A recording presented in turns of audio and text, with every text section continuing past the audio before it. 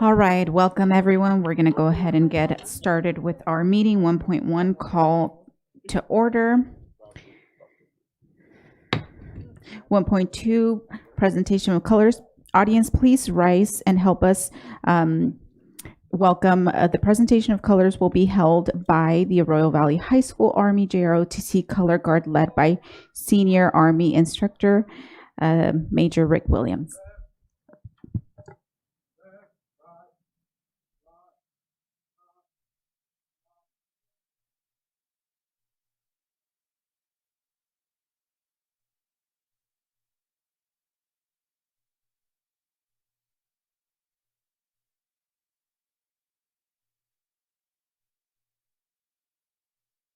And I would like to call up Cadet Sergeant First Class Damian Nguyen to please lead us in the Pledge of Allegiance if he's here. Of the United States of America.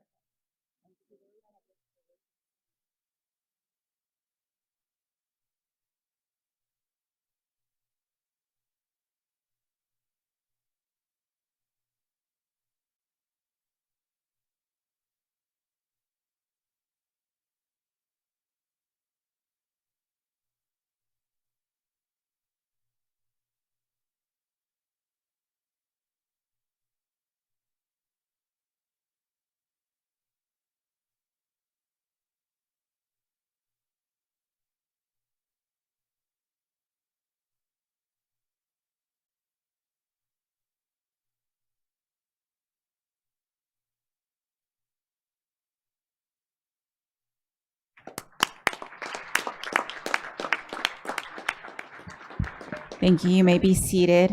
Thank you so much, cadets from Arroyo Valley High School's Army JROTC Color Guard. All right. 1.4 approval of the agenda. So moved. Second. Moved by Dr. Wyatt, second by Mrs. Alexander. Vote, please.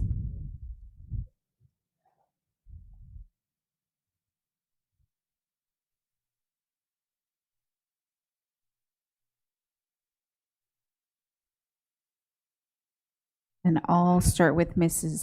Akinyemi. Aye. Ms. Cervantes. Aye. And Mr. Delgado. Aye.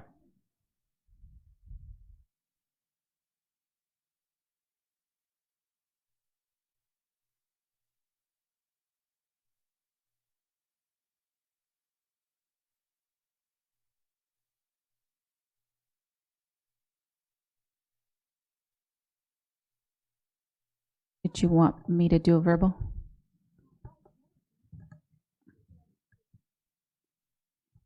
Mr. Santos? Aye. Dr. Wyatt? Aye. Ms. Abeles? Aye. And Mrs. Alexander? Aye. And aye.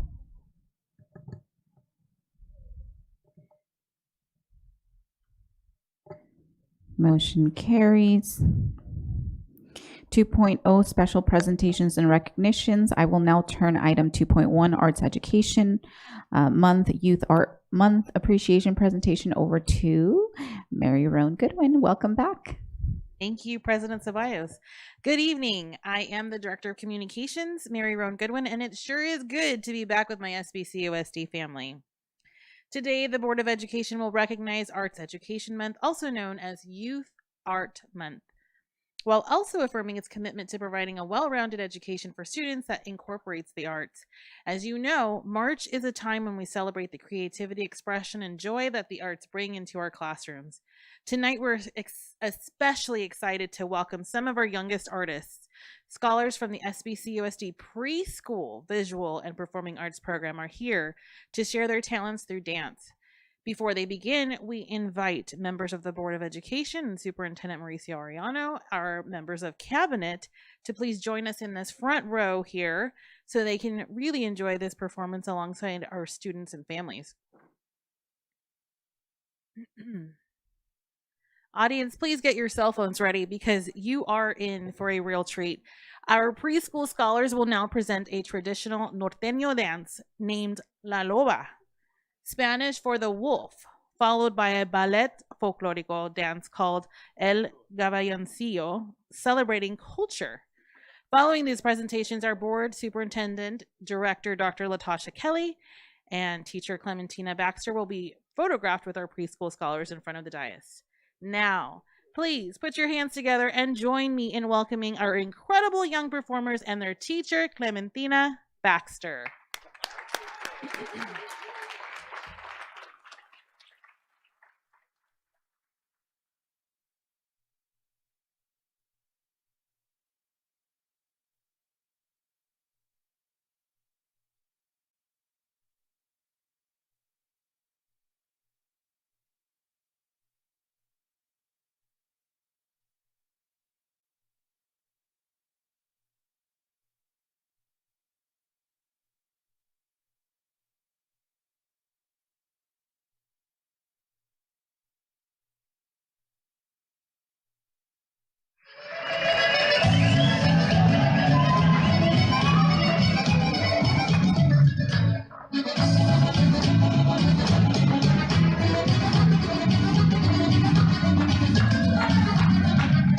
Ahí va la loba del mal, me dicen los que la vieron. A mí que mi fuerza me hace que a mí no se me olvida. Ahí va la loba del mal, me dicen los que la vieron. A mí que mi fuerza me hace que a mí no se me olvida. De veras, ya no te lo decía. Si no fuera por la loba, aquí no se amanecía. Se me hace que sí, se me hace que no, se me hace que tu marido no te quiere como yo. Gracias.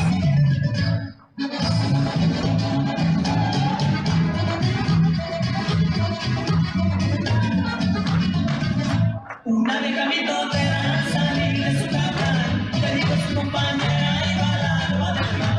Una vieja mitotera al salir de su casa le dijo a su compañera y va la loba del mal. De veras, ya te lo decía, si no fuera por la loba aquí no se amanecía. Se me hace que sí, se me hace que no, se me hace que tu marido no te quiere como yo.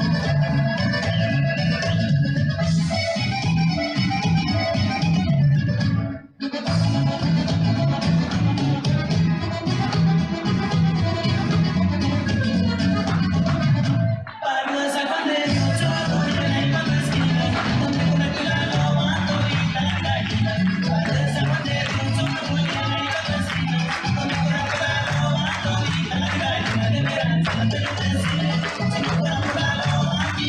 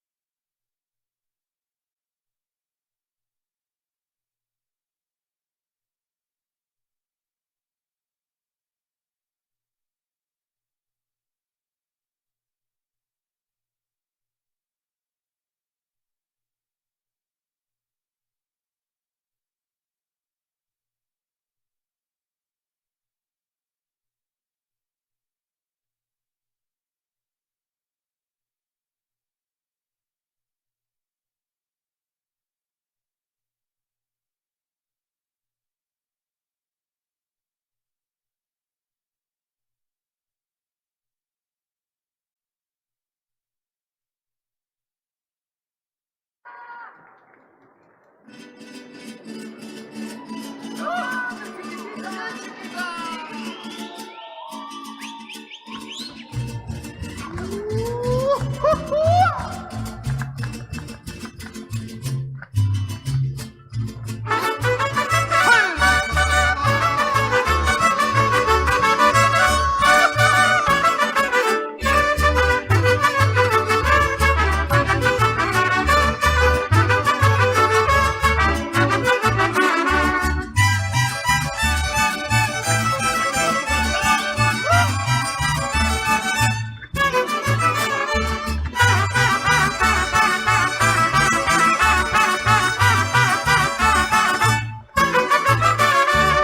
el gavilancillo que ando por aquí volando. Yo soy el gavilancillo que ando por aquí volando. No se asusten pichoncitos, palomas ando buscando. No se asusten pichoncitos, palomas ando buscando. Ira, ira, la, ira, la, ira, ira, la, ira, la. Yo soy el gavilancillo que ando por aquí volando.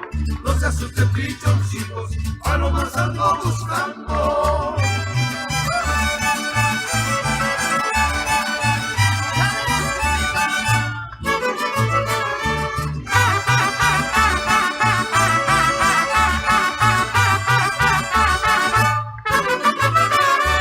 Soy el gavilancillo que la vengo a llevar.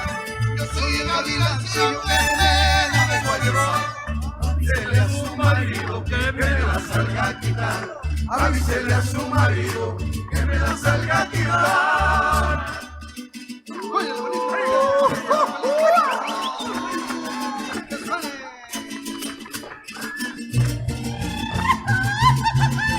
Pero bueno. Oye, bonito.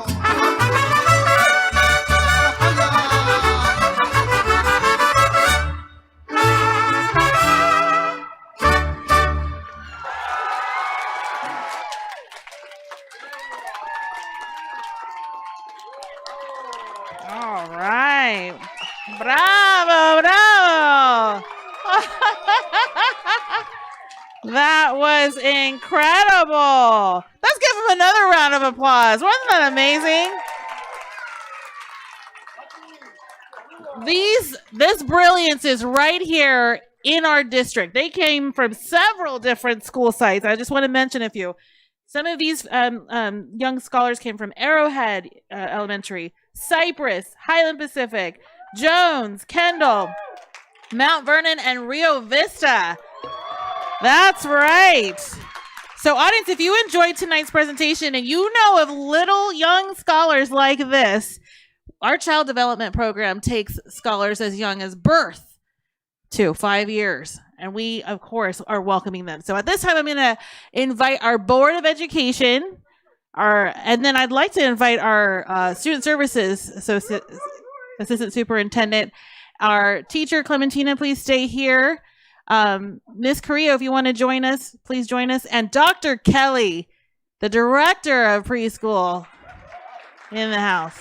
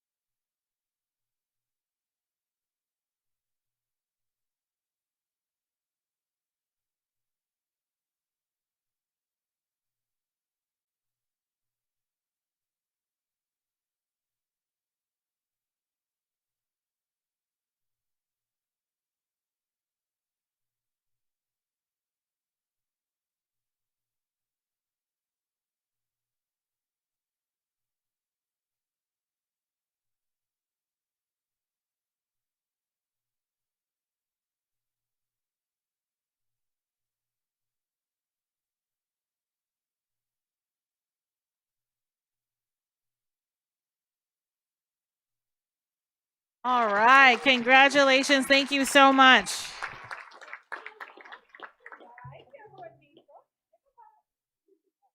So this concludes this evening's special presentations. At this time, I will turn the floor back over to President Myra Ceballos.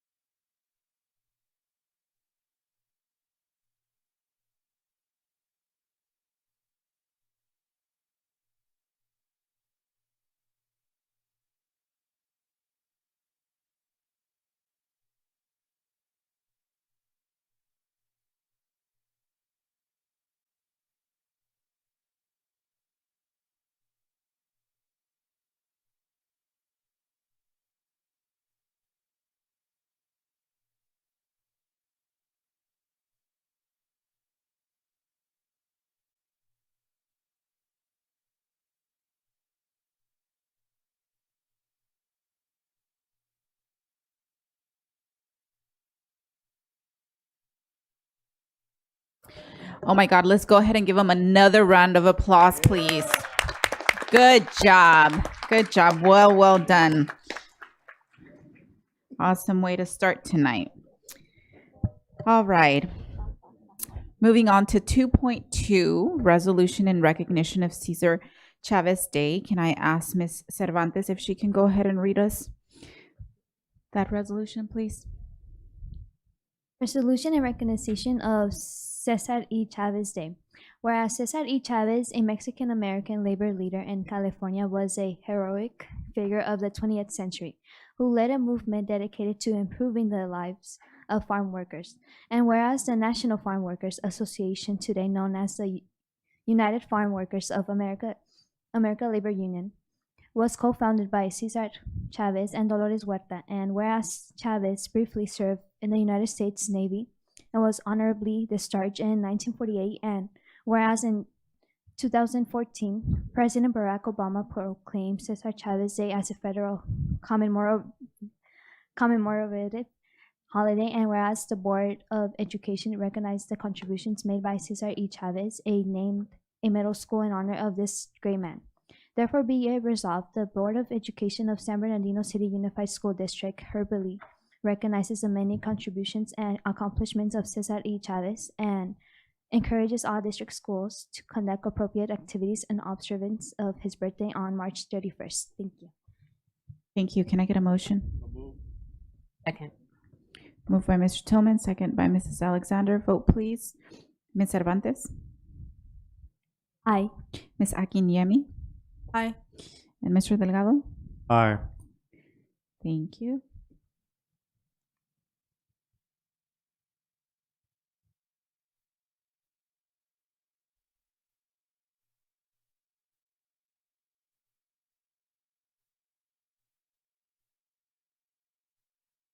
Did you want verbal?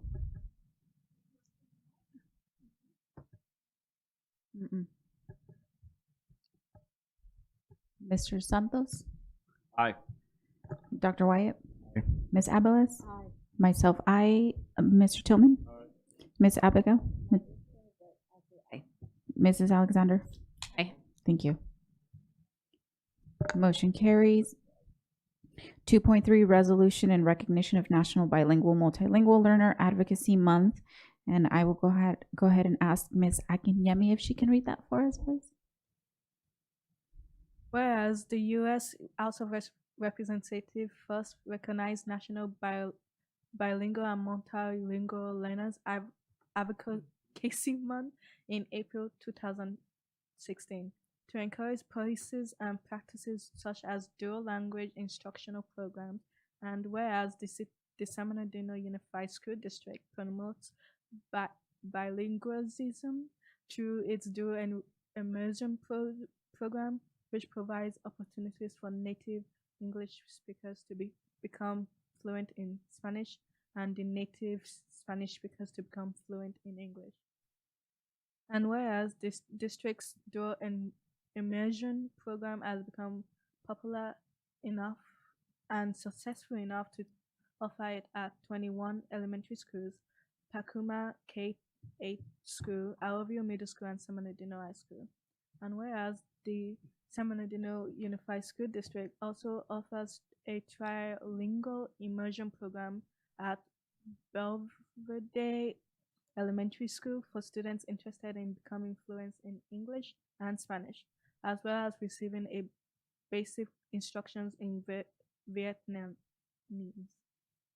And whereas the U.S. Department of Education lists many benefits for individuals who are bilingual, including improvements in understanding math concepts and using logic. Therefore, be it resolved, the Board of Education of the San Bernardino Unified School District joins others around the state and the nations in recognizing April as National Bilingual and Multilingual Learners Advocacy Month, and directs district teachers to promote activities that encourage all students to learn a second or third language. Second. Moved by Mrs. Alexander, second by Ms. Medina. Vote please. Ms. Cervantes? Aye. Ms. Akinyemi? Aye. Mr. Delgado? Aye. Thank you.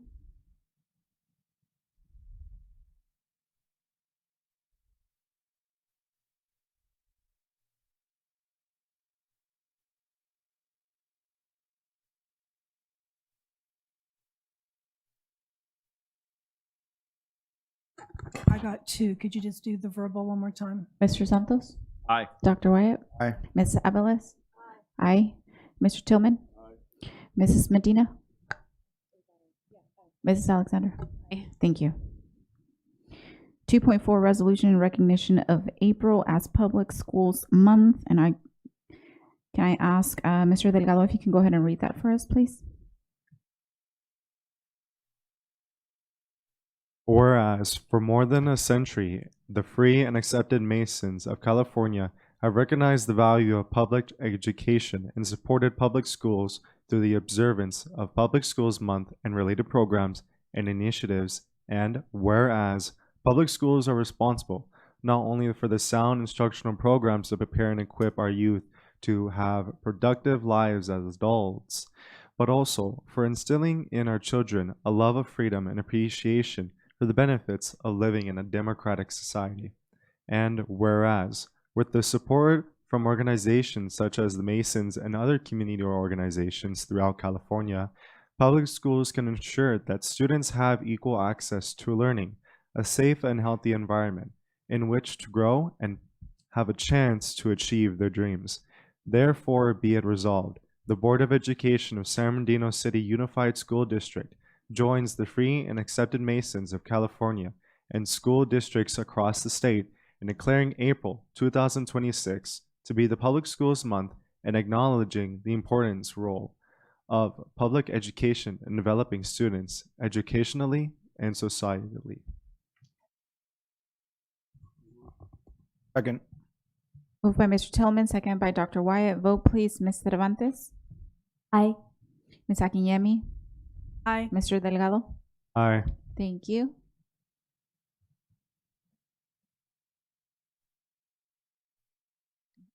Mr. Santos? Dr. Wyatt? Mrs. Abeles? Aye. Mr. Tillman? Mrs. Medina? Mrs. Alexander? Aye. Thank you. I have gotten so out of calling everybody. I apologize. All right. 2.5. So motion carries. 2.5 resolution in recognition of School Library Month and National School Library Day. Mr. Santos?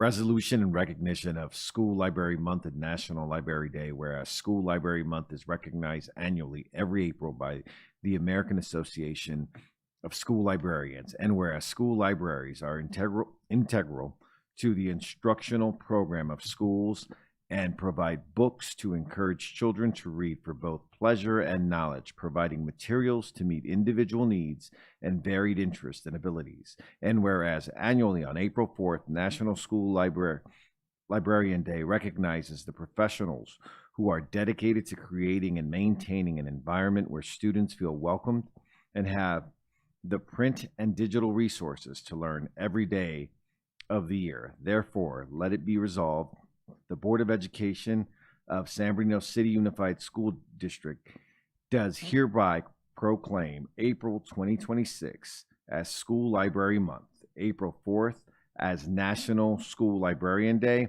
and calls upon school staff and students to participate throughout the month of April in celebration of our libraries and the joys of reading. Resolution and that's it.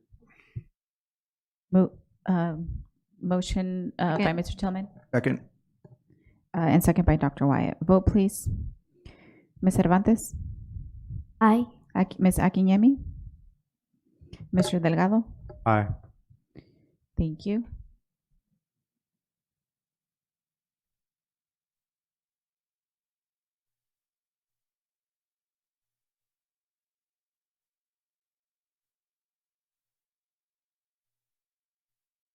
Roll. Mr. Santos? Aye. Dr. Wyatt? Aye. Mrs. Abeles? Aye. Aye. Mr. Tillman? Ms. Medina? Mrs. Alexander? Aye. Thank you.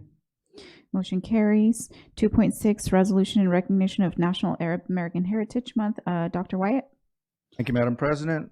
Resolution in recognition of National Arab American Heritage Month. Whereas the recognition of Arab American Heritage Month began in 1962 when Dr. Alixa Naff set out to tell the story of Arab American immigrants from Syria and Lebanon, eventually donating her collection of oral histories and artifacts to Smithsonian National Museum of American History in 1984. And whereas in 2017, the Arab America Foundation launched a grassroots effort to gain recognition for the contributions Arab Americans have made to the United States. And whereas in 2022, President Joe Biden became the first U.S. president to declare April as Arab American Heritage Month. And whereas Arab American students, families, and staff are a vital part of San Bernardino City Unified School District, contributing to the rich, diverse perspectives of the district community. Therefore, be it resolved, the Board of Education of San Bernardino City Unified School District joins others around the state and the nation in recognizing April as Arab American Heritage Month and directs district teachers to promote learning activities that encourage students to reflect on the many notable contributions of Americans. So moved. Second. Moved by Dr. Wyatt, second by Mrs. Alexander. Vote, please. Ms. Cervantes? Aye. Ms. Akinyemi? Aye. Mr. Delgado? Aye. Thank you. Mr. Santos? Dr. Wyatt? Aye. Mrs. Abeles? Aye. Aye. Mr. Tillman? Ms. Medina? Mrs. Alexander? Aye. Thank you. Motion carries.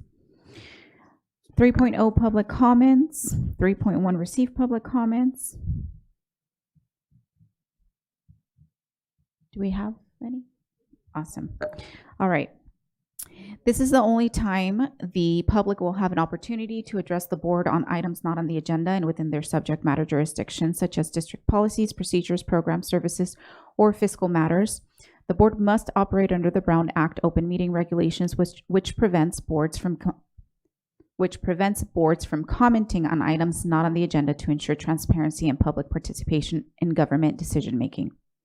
The reason is simple. The board wants to make sure that anyone who has an opinion on an item knows via our posted agenda when we will be discussing it as a board. During public comments, the board can ask clarifying questions, but cannot discuss, answer questions, or ask questions on a topic that is not agendized.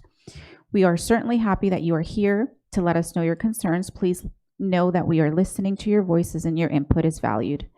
If a follow-up is required on your comment, a staff member will reach out to you. Please make sure your email or phone number is provided on your comment form so that they may contact you. Public comments are limited to 5 minutes per person. 6 or more people who wish to speak on one topic will be provided no more than 30 minutes total.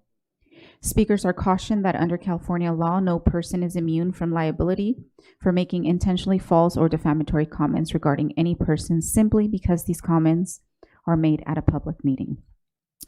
So up first, we have Mrs. Leticia Corona. If you can come up, please.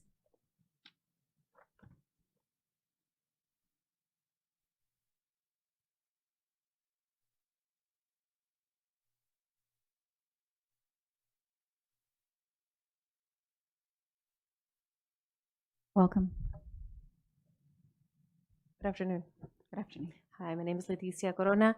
I am a teacher at Cajon High School, and I'm also the advisor for our Cajon Club, Folclórico Club, El Ritmo de Mi Tierra. We just wanted to come up here and talk to you a little bit about our club and also give some good news.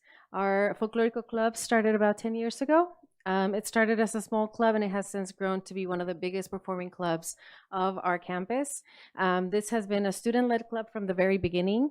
Each year, students in charge assign the next year's president and cabinet.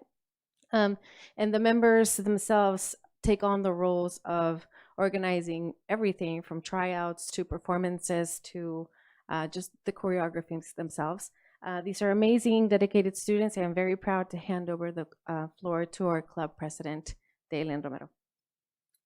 Hi, I just wanted to come and talk to you guys for a little bit.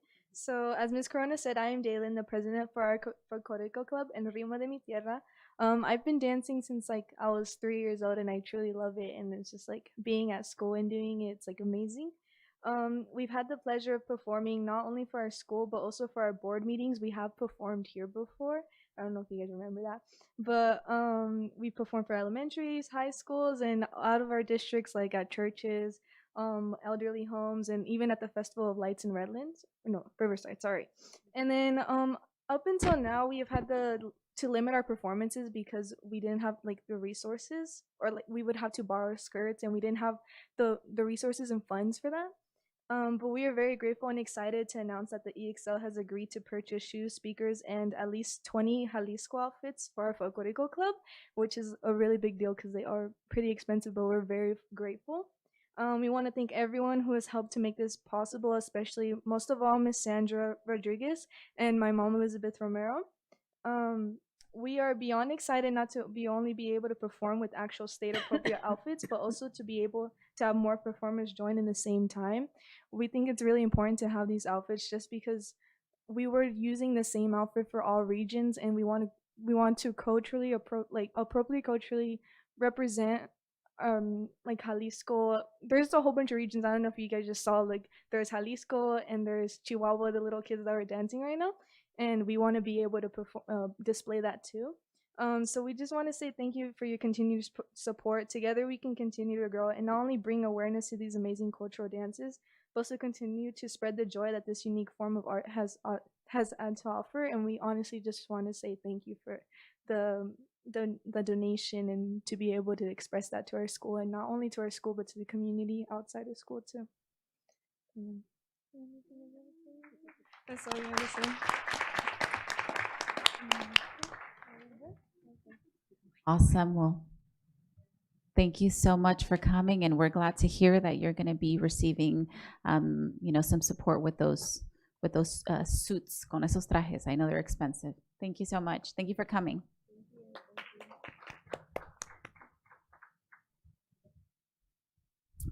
All right. Up next, we have Asia Williamson.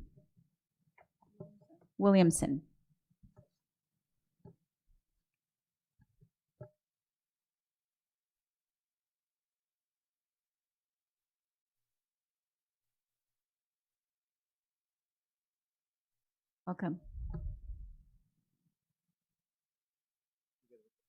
There's a button on the base of the mic. Yeah. There you go. There we go. Thank you. Good evening, board members, dignitaries, and ladies and gentlemen. I am here on behalf of the San Bernardino Valley chapter of the Links Incorporated.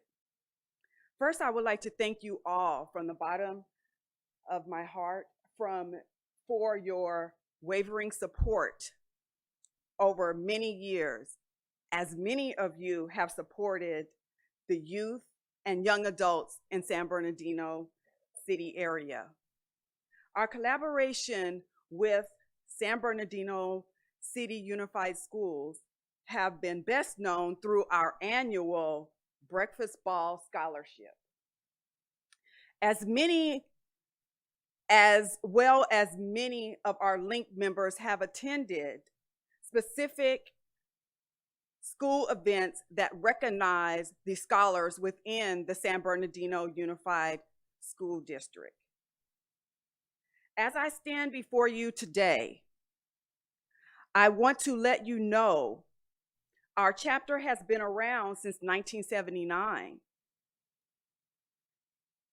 And through that, we have collaborated with San Bernardino City Schools. And we have received scholarships since the year of from 2021. Again, I want to thank you from the bottom of my heart, and we want to continue to work with you and the youth. On behalf of the San Bernardino Valley chapter of the Links Incorporated, I encourage everyone here tonight to encourage a youth that you work with to apply for our scholarship that is coming up. And most of all, I want to encourage you to join us on May 9th, as you always do, for our annual scholarship ball. Again, thank you for your ongoing support, and have a great evening. Thank you. Thank you for coming out. Okay, thank you. Okay, up next we have Ms. Teresa Hunter. Welcome.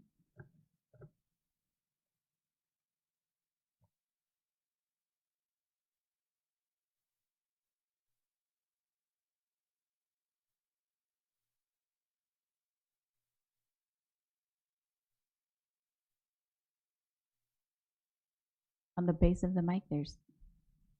There it is.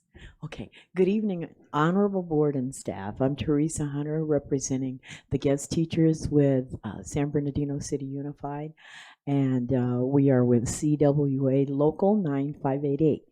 And we're here this evening in support of the reopener for our contract, and we are just ready to get that started, get that going and get us back on track. Apparently our previous reopener, we don't know what happened. It kind of ran into something there. And so now we're kind of catching up, but it's okay. It's all good. So I'm just here in support of that. And so everyone, please take care. Have a really good evening, and don't catch this thing, whatever this is. I don't know what it is. It's not COVID, but it's something kind of bad. But anyway, you guys take care. All right. Thank you. Thank you so much for coming.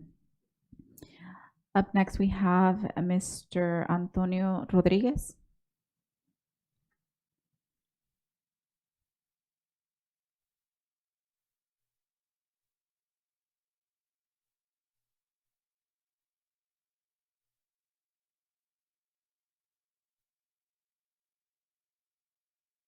Hello, good evening. Good evening. Won't try to take up too much of your time. Just wanted to share the experience I had when I went to a school on a concerning matter. So there's been history with bullying amongst this gentleman and my daughter. I went up to the school to ask for what's going on because there had been a recent incident. What took me up there is because the day before I asked my daughter how her day was at school. She said she didn't know. I'm like, why is that? Because I kept getting moved around. And I was like, why? She's like, because that boy kept bothering me. So that's why I went up to the principal. I said, I need to speak to you ASAP. So with me going up there to ask about what's going on with this investigation, she says that it's an accident. The teacher stated an accident. My daughter says the teacher didn't see. So I contested and said, well, I don't believe it's an accident. So that got the principal worked up. She's giving me this intimidating eyeball look, biting her lip like if she's annoyed of me. So then we start engaging into an argument. So that led to me being trespassed, and I can't pick up my kid, and I still don't have an answer as to what's going on. She got mad that I recorded the conversation. She was mad saying that's illegal. At the same time, she blurted out that I'm an illegal. I don't think that's a good comment to make with the things going on right now with ICE. And, you know, how does you going to ask about your child's safety get you that resolution? I just wanted to share that with you guys.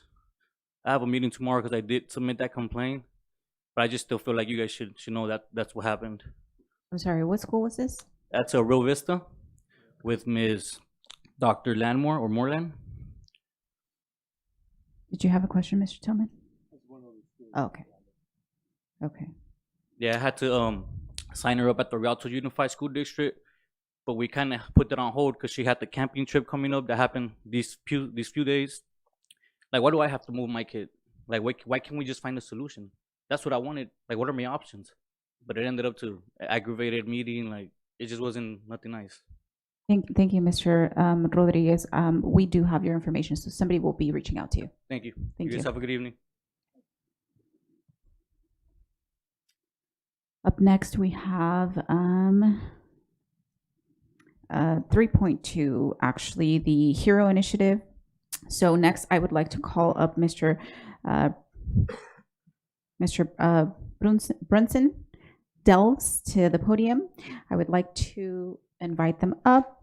I would also like to note for the record that under Board Bylaw 9322, items requested by members of the public are placed on the agenda, and they are considered part of the public comments section. As such, the 5-minute time limit applies, so please keep within that time so we stay consistent with our board procedures. So welcome, and the floor is yours.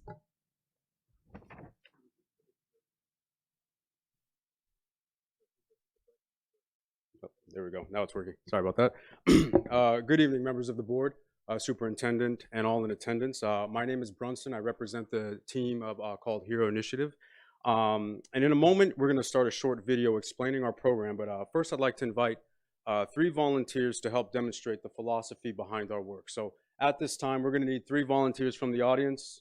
My team is going to wrangle them up. And while they're doing that, if we can go ahead and cue the video, and as the video plays, our volunteers will receive their instructions from the team, and they'll begin the challenge. If we can go ahead and cue the video, please. In every generation, there comes a moment where one must choose to rise. But real heroes aren't born with superpowers. They're built from courage, discipline, and resilience.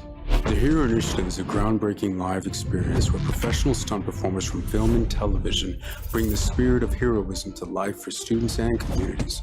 Through high-energy action, parkour, comedy, and cinematic stunt demonstrations, audiences witness what it truly takes to overcome obstacles both on screen and in real life. But this isn't just a show. It's a movement. Students just don't watch the story. They become a part of it. Volunteers join the performance and lessons about resilience come to life. By combining entertainment, storytelling, and social-emotional learning, the HERO Initiative empowers young people to believe in themselves, build resilience, and shape their future. They become the HERO Initiative. Okay, thank you. While our volunteers continue working, I'm going to explain to you what's happening. Behind us, each volunteer has received the same Lego set where they're going to build the image that's shown on the box. Each person has been given a slightly different obstacle, though. The first box received instructions with some of the pages missing. The second box has full instructions, but all the pieces are mixed together, and there's no image for reference. And the third one also has, they received the pieces, but no instructions are going to be inside that box at all either. What you're watching quietly unfold behind me reflects what many students experience outside of school. Some students have guidance, some students have the right tools, but everything still feels chaotic. And some are trying to figure things out while facing obstacles completely outside their control. But there's something I didn't tell the volunteers before we started. Tonight, one of them is going to receive 3 tickets to Disneyland and California Adventure Park Hoppers, courtesy of Dream Alliant Media Company. The volunteer who's the farthest along in completing that will win. Now, when asked a question before the volunteers were selected, if they had known about the reward before the challenge started, would their approach be a little bit more different, and would they have been as eager? Volunteers, or maybe none of them. So none of them I refer to as the invisible participant, and what I like to call them.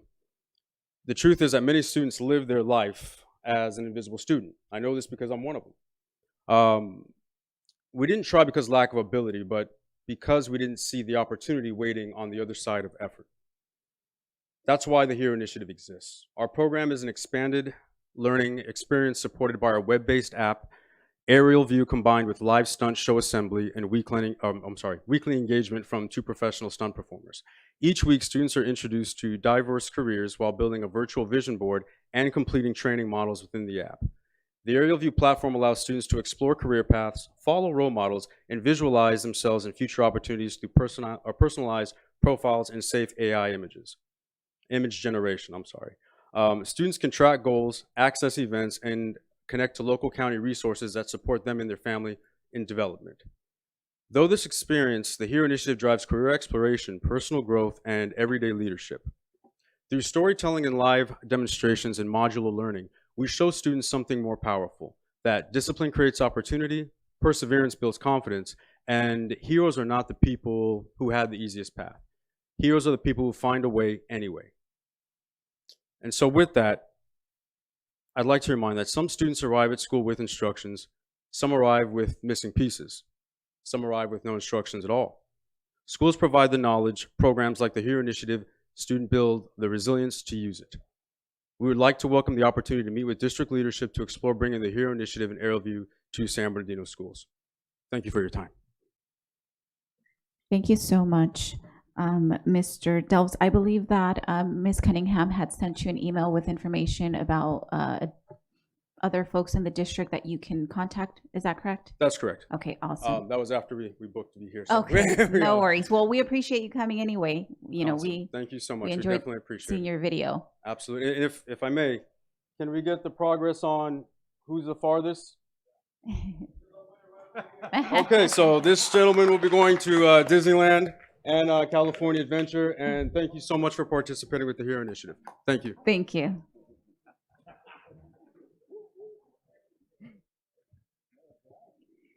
All right. Up next, we have 4.0 public hearings, 4.1 initial contract proposal, reopener Article 11, wages, and Article 7, unit members' rights, form communication workers of America. Section 3547 of the Government Code requires that all initial proposals of exclusive representatives must be presented at a public meeting of the public school employer. At that meeting, any interested party shall have the opportunity to comment on the proposal. On February 24th, 2026, the Human Resources Division received the initial proposals for the Communication Workers of America, CWA. CWA does hereby request to negotiate the following contract items as part of the negotiations towards a reopener agreement. 1, reopen Article 11 wages, and 2, reopen Article 7 unit members' rights. It is appropriate at this time to conduct a public hearing. Are there any public comments? There are none. Do I have a motion? Move. Again. Moved by Mr. Tillman, second by Dr. Wyatt. Any discussion? All right, let's vote.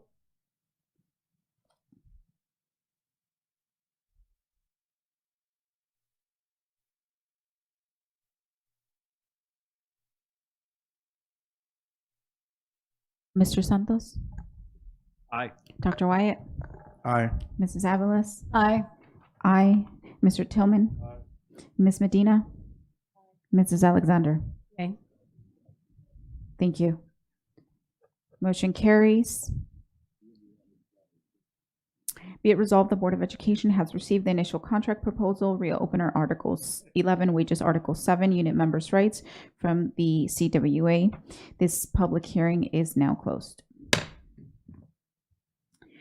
4.2, San Bernardino Teachers Association, SBTA Sunshine Contract Proposal to SBC USD. Section 3547 of Government Code requires that all initial proposals of exclusive representatives must be presented at a public meeting of the public school employer. At that meeting, any interested party shall have the opportunity to comment on the proposal. On March 11th, 2026, the Human Resources Division received the collective bargaining agreement initial Sunshine Proposal for the successor negotiations by SBTA. Pursuant to Article 28, Section 2, the SBTA wishes to open, meet, and confer sessions and is therefore submitting the following Sunshine Proposal. Number 1, reopen Article 11 wages. Number 2, reopen Article 12, retiree health insurance. It is appropriate at this time to conduct a public hearing. Are there any comments? There are none. Do I have a motion? Second. Moved by Mr. Tillman, second by Mr. Santos. Vote, please. Mr. Santos? Aye. Dr. Wyatt? Ms. Abeles? Myra, aye. Mr. Tillman? Ms. Medina? Mrs. Alexander? Thank you. Motion carries. Be it resolved, the Board of Education has received the initial contract proposal for the San Bernardino Teachers Association. This public hearing is now closed.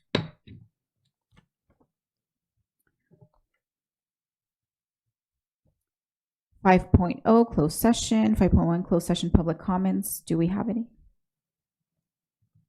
We do not. All right, we will adjourn to closed session.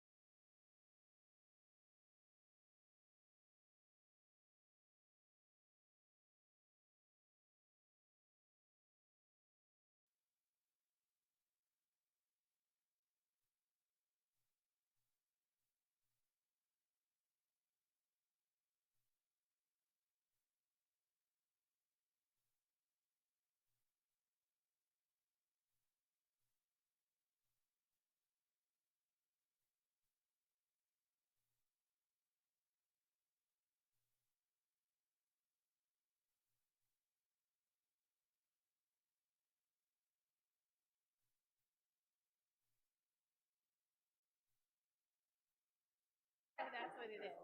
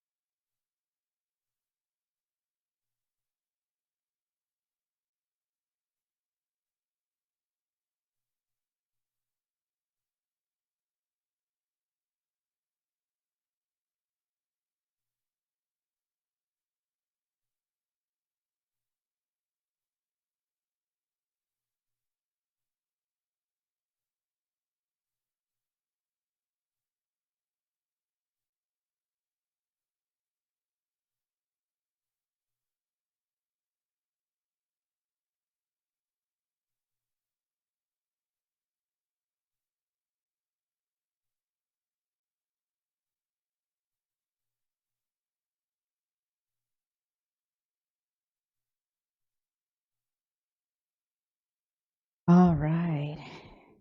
We're going to go ahead and get started. Thank you for your patience. We are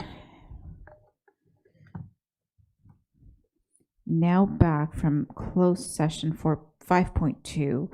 6.0 action reported from closed session. 6.1 approval of school police chief John Gutierrez. Can I have a motion? So move. Second. Moved by Dr. Wyatt, second by Mr. Tillman. Vote, please. Bless you.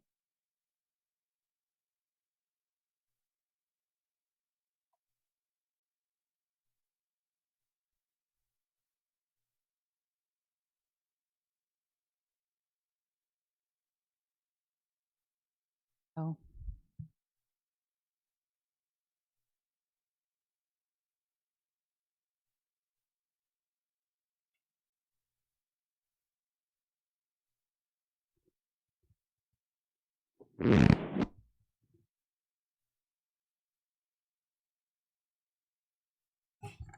Motion carried. All right, thank you. Motion carries. I'll pass it over to Dr. Doizan.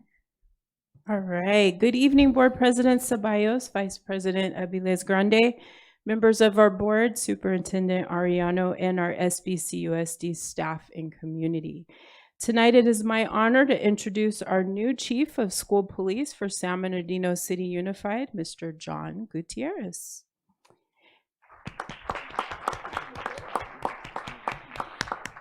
This hiring process was intentionally designed to reflect not only rigorous standards, but the voice and values of our entire school community. It was a multi-phase, stakeholder-driven effort grounded in transparency, inclusion, and trust.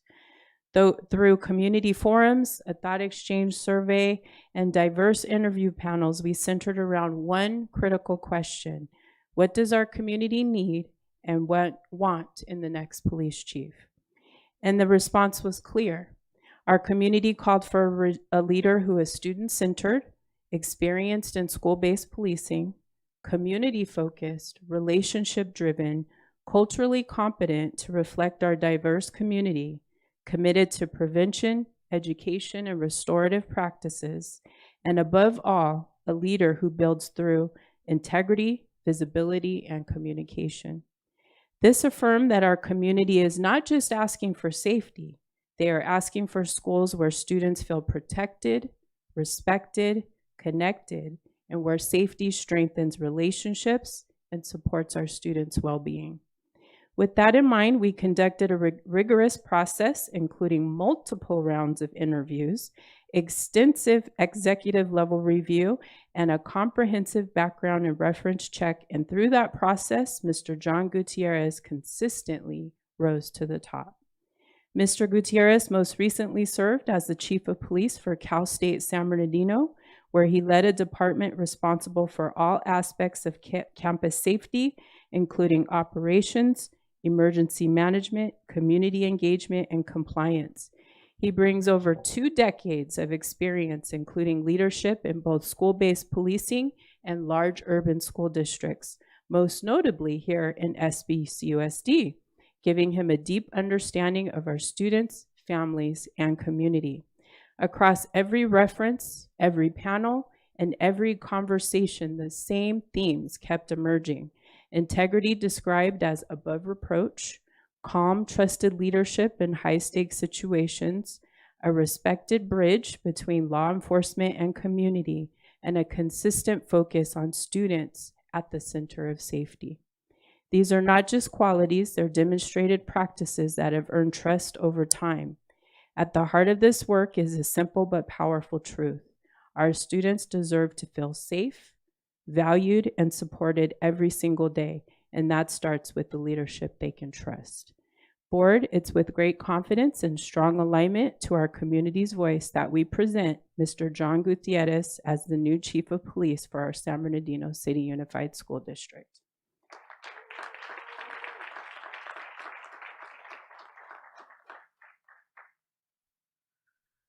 Thank you very much to you, Madam Board President, to the board, to the superintendent. I am extremely grateful and very humble on behalf of my wife and my daughters. I really do appreciate this opportunity and the trust that you put into me to lead our district forward.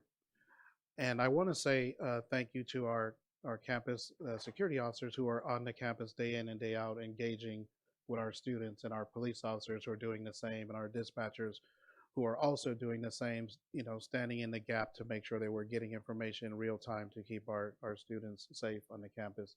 This is a very humbling experience. I've had an opportunity to work within the department, and now to come back and be a part of such great leadership team within the district to really sprinkle that CSUSB 2030 shines on the city, on the district, and on the region is really what I want to do. And it won't be an easy task, but it'll be a task that's very meaningful. I think our students really need to see our officers, our campus security officers in our department as mentors, as those who will come and inspire them through the badge, who will help them through the toughest times and the darkest days of their life, giving them some inspiration and lifting them up. And so that's what I plan to do. I plan to lead with integrity. I plan to lead responsibly. And I plan to be student-centered as I am, and really focused and engaged with our students and really hearing from them. One of the things I've said was that oftentimes we think we know what makes a student safe. We may think that it's a particular incident, but realistically it may not be. It could be food scarcity. It could be homelessness. It could be a lot of different challenges. But unless we sit there and we talk to them and we engage with them, we don't know what that challenge is for them, and we don't know how to bring that resource. But the only way to do it is to simply be engaged at every level, to see ourselves as a family member of theirs, an extension of their families. And the good men and women do it every day, but it's very challenging times, and oftentimes those things get overlooked. So we will make sure that we are doing that. The other thing, we'll make sure that we have safeguards in place to protect our students and help lift them up, make sure that they can read, they can write when we're mentoring them, and that we're giving them sound advice. We are going to help them with any areas of improvement that they need, and we will be meeting with each and every administrator within the district. They're valued. Those administrators need help. They need our help. We need their help. And so we'll get out there, we'll talk to our administrators on the campus, we'll talk to our teachers, and we'll talk to the students. And we will hear from them, and we'll engage new things and new ideas to really keep us at the forefront of what really makes them feel safe and really make them feel supported. And I think they need to know that they're not alone. They've never been alone. We will lean on the legacy that was started by Chief Joe Polino and others who've led this department. And I have to say thank you to Daniel Arias, who served as the interim chief in the meantime while the search went on. I need to thank the search committees. It was very arduous. There was a lot of question and a lot of passionate people. The board was not easy. They made sure that they had tough questions, our board president, and she was serious. I don't think she cracked a smile the whole time. You know, she just wanted to get down to the business and really want to root out and see who's the best she felt to lead us forward. We have some great talented folks within the district department, and we will make sure that we lift them up as well. We investing in them professionally and developing them so that they can continue to lead long after we're gone. Our student board members are extremely valuable. They'll play a critical role in what we do. We'll be seeking their input, we'll be seeking their guidance, and we'll be doing some fun, enjoyable things with them as well. And they may be asking us to do some crazy stuff, I don't know, but we'll have fun doing it, and we'll bridge the gap, and we'll build new relationships, and we'll strengthen old relationships. We'll work with our partners within the region to make sure that they're also understanding of our mission and making sure that they're helping us along that journey. We'll make sure that we're looking at our safe school routes to make sure that if there's illegal dumping at a particular school, how can we work to get that out of the way so that our students don't have to endure that? I had an opportunity to take a look at the spritz that really yesterday was one of the most phenomenal things I've seen. The work that the teachers have put into this, the staff members from IT, every single person. It's just really phenomenal. And I think we should give yourselves a hand. I think we should give those teachers a hand. We should give our superintendent a hand for that great work that they did yesterday that I was able to see. So I'll clap it up for him there. And then I was told to keep this to exactly 30 minutes. So let me know how I'm doing. No, I'm just kidding, everyone. So I look forward to being here. I'm so grateful for this opportunity, and I won't let you down. Our team won't let you down. And we're just so excited. I'm excited. I haven't stopped smiling. I think it's just worn on my face, so it'll be there forever. So thank you very much. Thank you.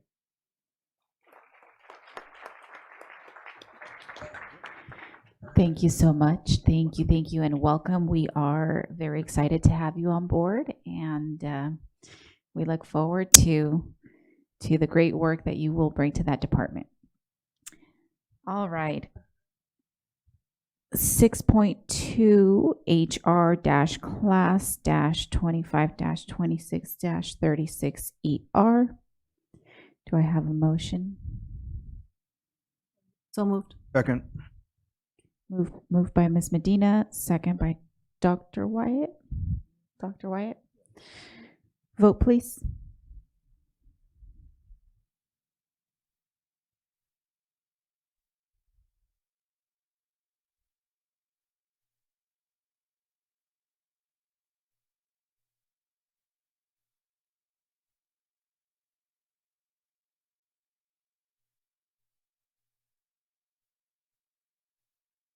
Mr. Santos?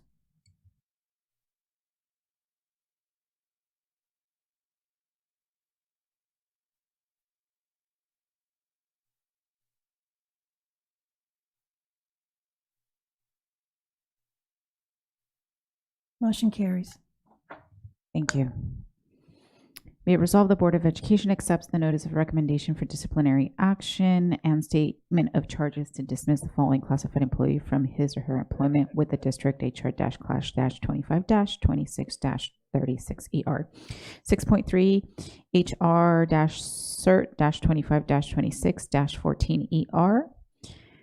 Can I get a motion? So move. Second. Moved by Dr. Wyatt, second by Ms. Medina. Vote, please.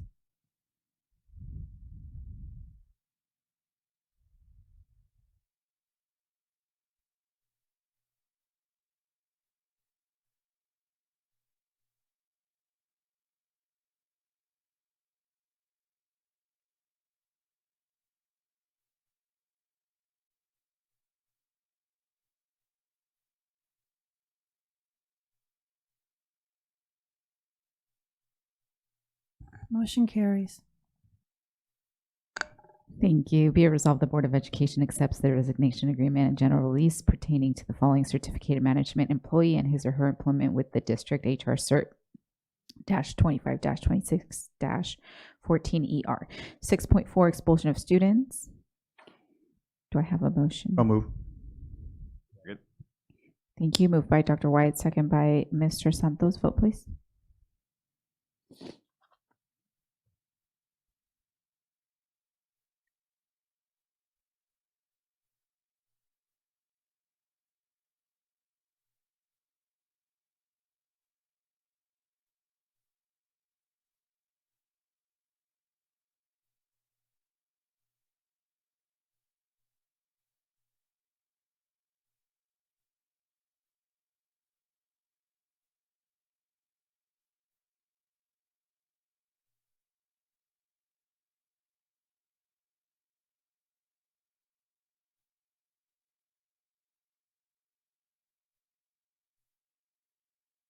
Want me to call it out?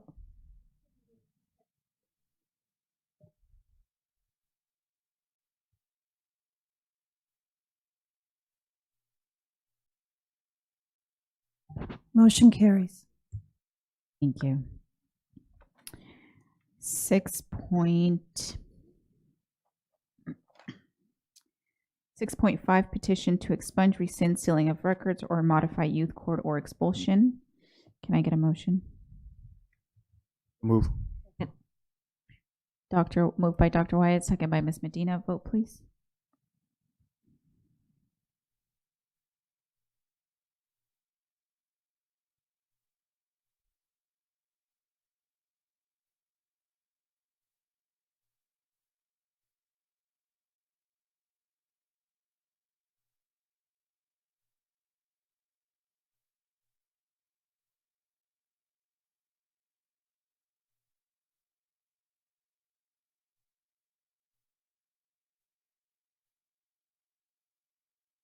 Did you do a verbal on that one? Why did it go? Mr. Santos? It didn't go.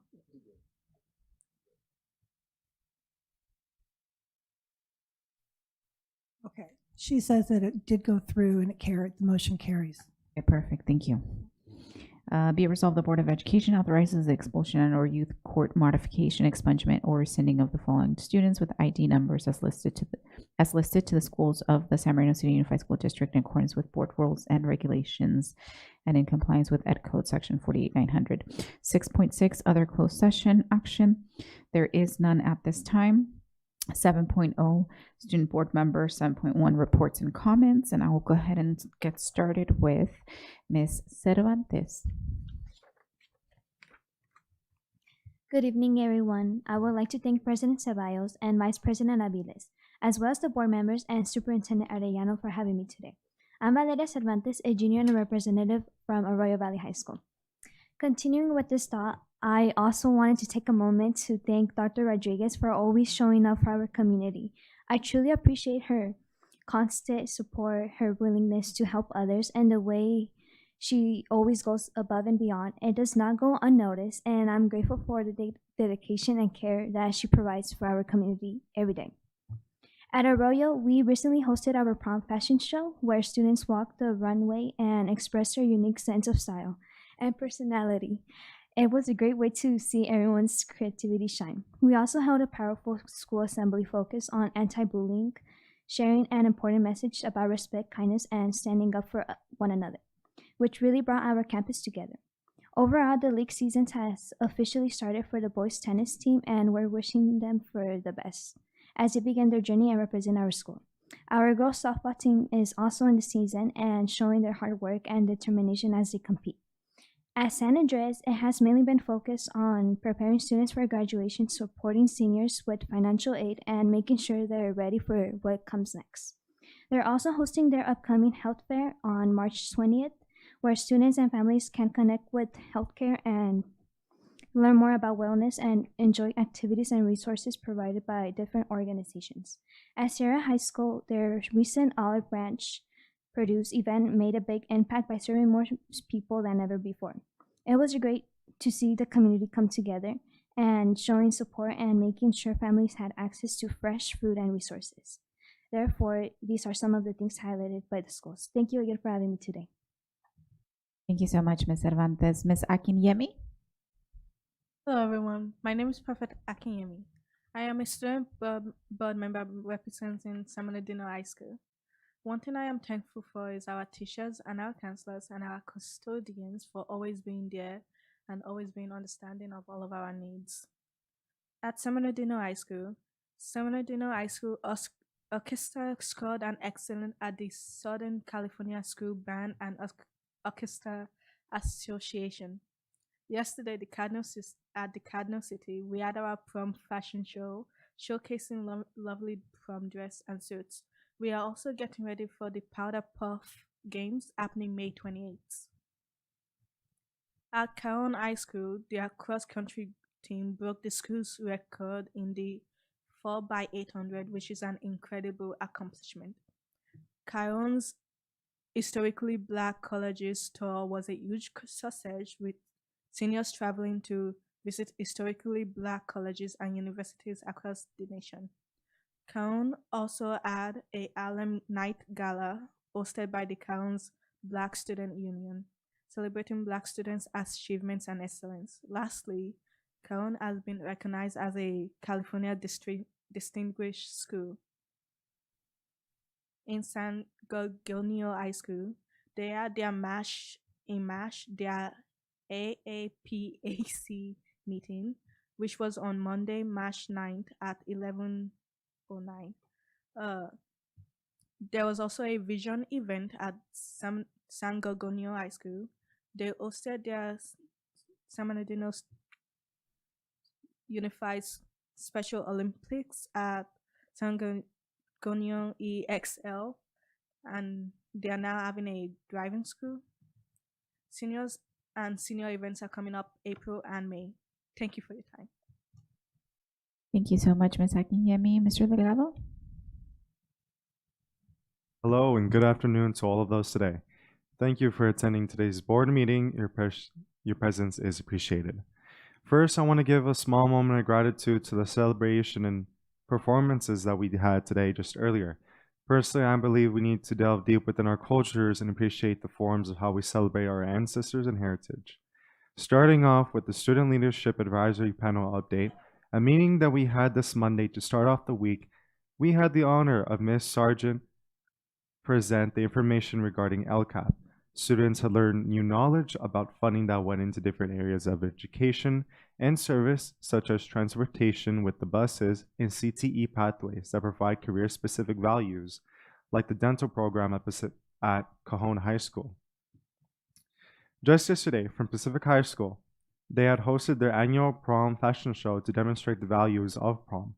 Those values are confidence within our clothes, a sense of individuality by showing personalized and stylized outfits, and a presentation of how to walk the runway with emotion and personality. Pacific High School has had so much school spirit that we had multiple Spirit Weeks, starting off with the Black History Month Spirit Week to celebrate African American heritage and history. Then a Best Buddy Spirit Week to include our special education within our campuses. And now this week, our Biomed Spirit Week is in order to help the prevention of drug and alcohol abuse on campus. Next up, from Indian Springs High School, the rock band performed for the San Bernardino City Lunar New Year's Festival, and the drama club also wrapped up their play titled Hit and Misdemeanor, which students have been working hard towards December to perform a huge show for the audience within the school's auditorium. Then the Pathways had their students take the OSHA 10 exam, which is a safety test, in order to best set up students for future internships and jobs once they graduate from high school, which is important for giving them a head start within adulthood. Last but not least, Middle College High School had hosted the Crossing the Line event, which is a luncheon for seniors earning their Cal GETSI certification or their associate degrees. The event was about 80% of the graduating senior class. So a special thanks to you, to Dr. Dozian from the senior class for joining seniors and celebrating their accomplishments. Middle College High School had also hosted a college and career fair, which included multiple schools such as CBU, USC, and Howard University. Furthermore, the career options included the city police and local highway patrol officers. Once more, I thank the time given to me in order to speak about the events going on within the city and community. That will be all. Thank you so much, Mr. Delgado, and all of you for those amazing updates. 8.0 Administrative Reports and Presentations, 8.1 Administrative Report, Annual Audited Financial Report for fiscal year 2024 to 2025. And I will go ahead and pass it over to Mr. Koenig. Good evening, President Ceballos, Vice President Grande, Board of Trustees, Superintendent Arellano, Executive Cabinet, members of the public. Tonight we have an update to share with you from one of our partners with ID Bailey, who has conducted the unaudited actuals, and now they are audited actuals from the 24-25 school year, and that is Mr. Bobby Patel. And I will hand the microphone over to you, sir. Good evening. Thank you for having me. Before I go over the results of the audit, I usually like to define what an audit is. It's a process designed to provide reasonable assurance whether the financial statements are free of material misstatements. The ultimate goal of an audit is to provide an auditor's opinion. The highest level of opinion we provide, it's called an unmodified opinion. That being said, I want to direct your attention to page 114 of the audit report. That's the summary of auditor's results. This is one page in the whole audit report where we summarize the three opinions we provide over the financial statements, federal awards, and state awards. On the financial statement, the district earned an unmodified opinion. As I mentioned, that's the highest level of opinion we do provide. And there were no significant deficiencies noted. There was a material weakness identified. And, excuse me? Is it this booklet? No. It should, the cover page, hold on. The cover page should look something like this. We don't have it. Oh. It's electronic attached to the board agenda. You can't scroll up and down. Or I can't.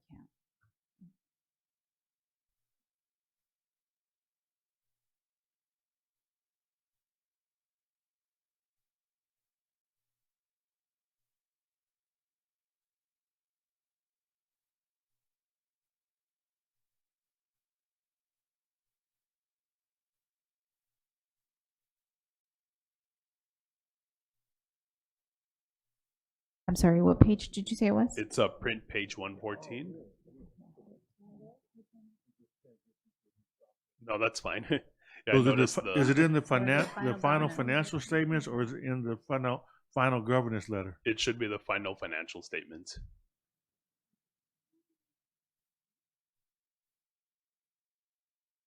Okay, well, that's cool. Yeah. What page you on? Print page 114.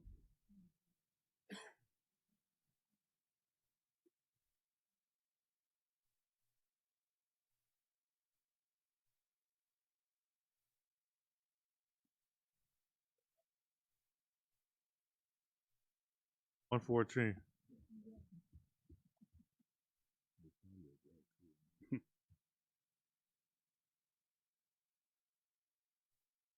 I can sing a song.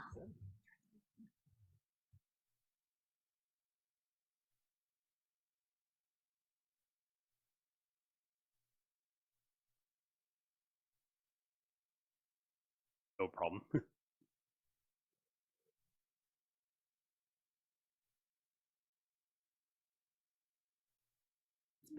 It's page 77 on the bottom.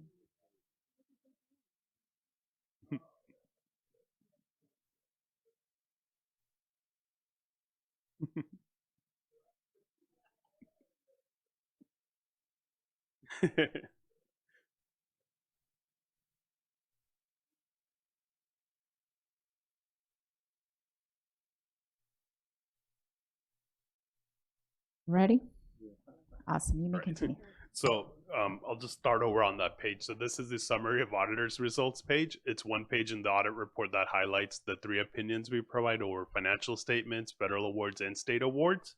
On the financial statements, the district did earn an unmodified opinion. That's the highest level of assurance an auditor can provide an entity.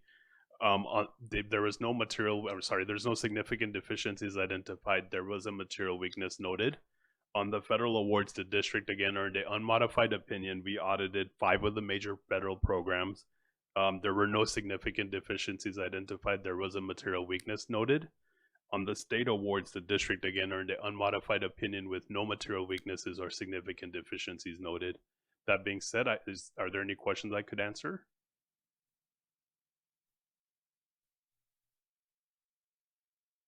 We don't have none. That's really all I had. Clean bill of health for the district. Okay, we appreciate that. I don't see any questions at this moment. So thank you so much. Thank you.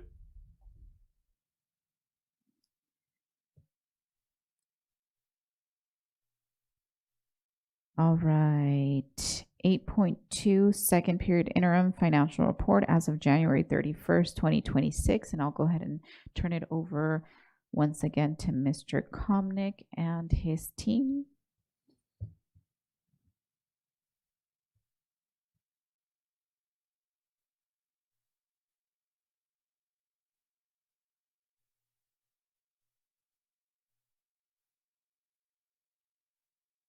Good evening again, President Ceballos and Vice President Grande, Board of Trustees, Superintendent Ariano, Executive Cabinet, members of the public.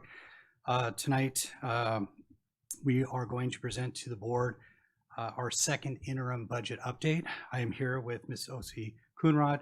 We also have a member from our fiscal services team with us, and I'd like to extend a thank you to all of our fiscal services team for the hard work that is done to put a report like this together for us to provide an update to the board. Before I begin, I would also like to extend a praise of gratitude towards our members of the board for their unwavering, resolute approach to our budget, to our fiscal fiduciary responsibility with our taxpayer monies that we receive, and how we utilize those to the maximum benefit of our students. And I really believe the achievement results over the past 2 years and some of the other recognitions we've received are testaments of this well-placed funding to improve our outcomes for our kids.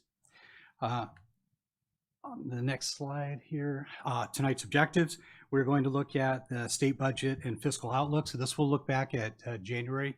The kind of a high level overview of what the governor released in January for the 26-27 budget. We'll also have an updated budget and multi-year projections with reserves. And finally, we'll end with considerations and next steps. For the budget certification, as President Ceballos mentioned, this second interim report takes all things that have impacted the district, both in revenue and expenditures, from July 1 all the way through to January 31st. The district must certify its financial condition with each interim report, And based on the information we have provided the board, at this time, we are in positive certification. Our fiscal outlook, again, this is a high-level version of a multitude of things that our governor brought to surface as part of his recommended 26-27 budget. He brought forth a 2.41% COLA. He mentioned that in Prop 98 that the funded amount should be at $121.5 billion. However, he has in effect set aside $5.6 billion, reducing that down to $115.9 billion. We are hoping that during the May revise coming up soon, that we will find out the status of that $5.6 billion that is actually set aside right now. He is planning to restore the Learning Recovery Emergency Block Grant to the amount of $757 million across the state. He's also recommending a one-time $2.8 billion discretionary grant for districts to utilize. And he also brought up the restructuring of the California Department of Education, the State Board of Education, and the State Superintendent of Public Instruction in a reorganization of those three entities. And finally, he also mentioned the restoration of our budget stabilization account, our rainy day funds for Prop 98 to about $4.1 billion. Those were basically totally utilized during the last couple budget seasons for the past 2 years. I'd like to turn your attention here to our second interim multi-year projection assumptions. Nothing has changed since the first interim except for that highlighted yellow band across the bottom there. I wanted to circle back to the what I shared with the board back in December regarding our unduplicated pupil percentage and our reduction during our rebase year of our free and reduced price meal surveys that help us identify our supplemental concentration portion of our LCFF funding, that we did not receive the full maximum amount of surveys that we anticipated for a multitude of reasons, but primarily what we've identified is that of the tumultuous political atmosphere that we found in impacting our families and their desire to return those surveys back to us, which caused an impact on our unduplicated pupil percentage. And you'll notice there in the previous first interim, it was about 92.6%, I believe, going across those 3 years. And we are at 88.83%, 88.77, and an 80.71 in the 27-28 year to reflect a 3-year rolling reduction because of that. Now, we are working with our partners in Sacramento to mitigate this impact. That is still ongoing, and we are definitely optimistic in our progress we've made thus far. On this next slide, I'd like to share with you, I've broken the budget into two forms. One is the unrestricted general fund, and the next slide will be the restricted general fund. I put some key points here that I wanted to focus your attention on, primarily in the second column of the second interim, where I'm comparing what we presented in first interim and what we're presenting in second interim. The impact to the revenues has gone down as it reflects that reduction in the unduplicated pupil percentage. So we did capture that as a revenue reduction in the 25-26, as well as in the subsequent 2 out years in the multi-year projection. And our expenditures, if you notice that those expenditures took a slight dip down, that's an intentional approach to mitigating the impact with unrestricted general against our restricted funds to actually improve our ending fund balance, while at the same time working on mindful and strategic budget reduction approaches as we go into this year and move into the next 2 years. Ideally, we're trying to design a kind of a sloped downward expenditure plan as opposed to a cliff. And if you see the circle in the middle on line 6 and 7, what I'm demonstrating there is the increase or decrease to fund balance. And you'll see that it does improve itself in the 2 out years in 26, 27, 27, 28, as again, we work to continue to reduce our expenditures in a mindful way that does not impact our services, our staffing, our programs to our schools, but at the same time, maximizing available one-time funding as we move into the subsequent years. Our ending fund balance remains at a level that allows us to maintain our 2% positive certification. On the restricted side, you'll see some of the impact from our movement of expenditures. Revenues did tick up a little bit as carryover was posted and some adjustments to restricted program funding was received and acknowledged and recognized in the budget. Also, you'll notice that the expenditures did tick up, and that is again the intentional offset of moving some unrestricted general fund costs into our restricted programs that are allowable. You'll notice that our ending fund balance goes from 121 to 80 to 57. And again, it is starting to level off in those 2 out years as we maximize our one-time funding, but also our expenditures as we realign those consistent with our funding levels. Considerations and next steps. As we prepare for 26, 27, as I mentioned, As I mentioned, district solvency is a very mindful, intentional approach that we have, ensuring our fiduciary responsibility to our public and our funds that we receive. So we're looking forward to the governor's May revise. We are also working again, as I mentioned, the unduplicated pupil percentage decline. We are working to mitigate that. We are also recognizing our enrollment decline, although it is a decline. It is about a 1% decline over the last few years. We also are maximizing our one-time funding, and again, that proactive approach to reducing costs as a gradual way, as a slope, as opposed to a cliff.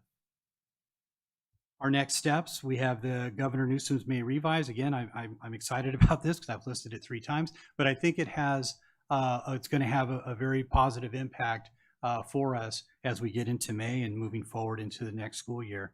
We're going to have the 26-27 LCAP budget presentation on June 2nd, and then of course the 26-27 LCAP and budget adoption on June 16th of 2026. With that, board, that is our update for second interim. Ms. Coonrod and I are here if you have any questions. Do we have any questions? It looks like, I was going to say, it looks like we don't. Okay, Dr. Wyatt. Thank you, Madam President. Thank you, Mr. Komnick, for a wonderful presentation. Just one of the things I was involved in today was one of our legislative meetings with one of our senators, and there was concern brought up by CSBA about Prop 98. Do we see any concerns with Prop 98, the governor trying to withhold any funding from education this year? Yes, sir. That's the 5.6. Yes, sir. That is that 5.6 billion. But based on the revenue indicators that we are receiving, those revenue projections that were even shared in January are actually above that. So I'm hearing and feeling very confident that 5.6 billion will more than likely be returned back to Prop 98. How it looks, is it one-time funding, is it ongoing funding? I think that's for the governor and the legislature to hammer that out, but I think it will definitely benefit Prop 98 and districts across the state. Thank you. I don't think we have any other questions, so that just is a testament to the wonderful presentation that you have done in making it easy, digestible, so understandable. Thank you so much. We appreciate it.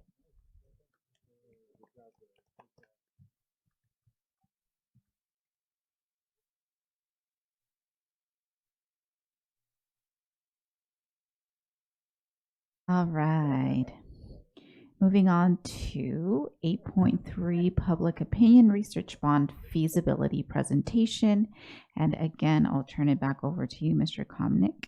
Yes, ma'am. And again, I always like to start formal with the Good evening, President Ceballos, Vice President Grande, Board of Trustees, Superintendent Ariano, and Executive Cabinet, as well as our public audience. We're excited tonight, along with Mr. Tom Pace, Director of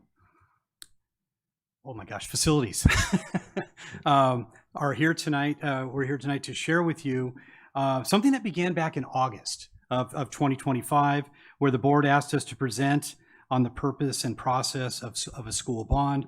Mr. Pace did share that with the board on September 16th, provided additional information at the board's request regarding the purpose and process of a school bond, including potential needs assessment.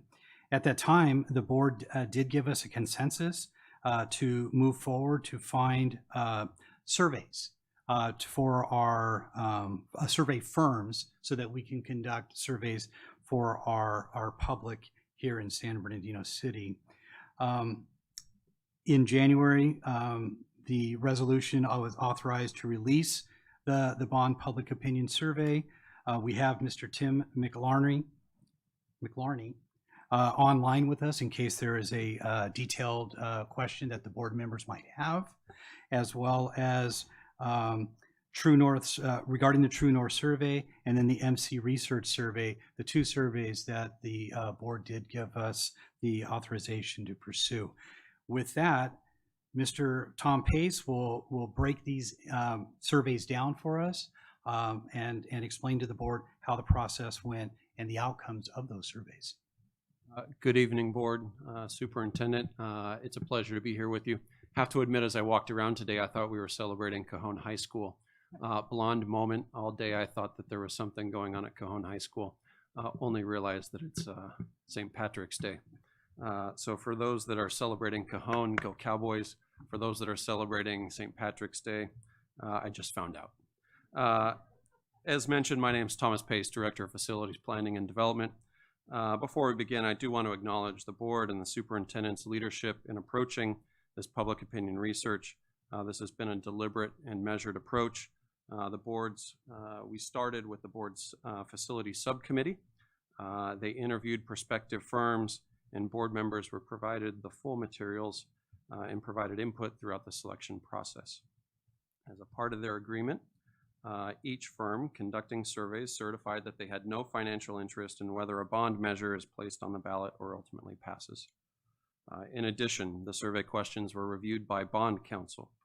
That review is an important step in the process. Bond counsel evaluates the questions to ensure that they are natural, not leading, and compliant with legal standards governing public agency communications. This provides assurance to the board and to the public that the survey was conducted in a methodical and unbiased manner, and that the results reflect genuine community sentiment rather than being influenced on how the questions were framed. The goal tonight is to provide the board with a clear understanding of current community sentiment so that you can determine whether and how you may want to proceed. We'll walk through the methodology, key findings, observations, and at the end we'll be happy to answer any and all questions and receive any direction the board may have regarding next steps. Slide 2. This slide summarizes how the survey was conducted.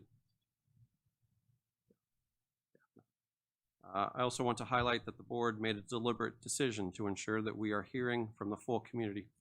For that reason, 2 separate firms were engaged with 2 different purposes.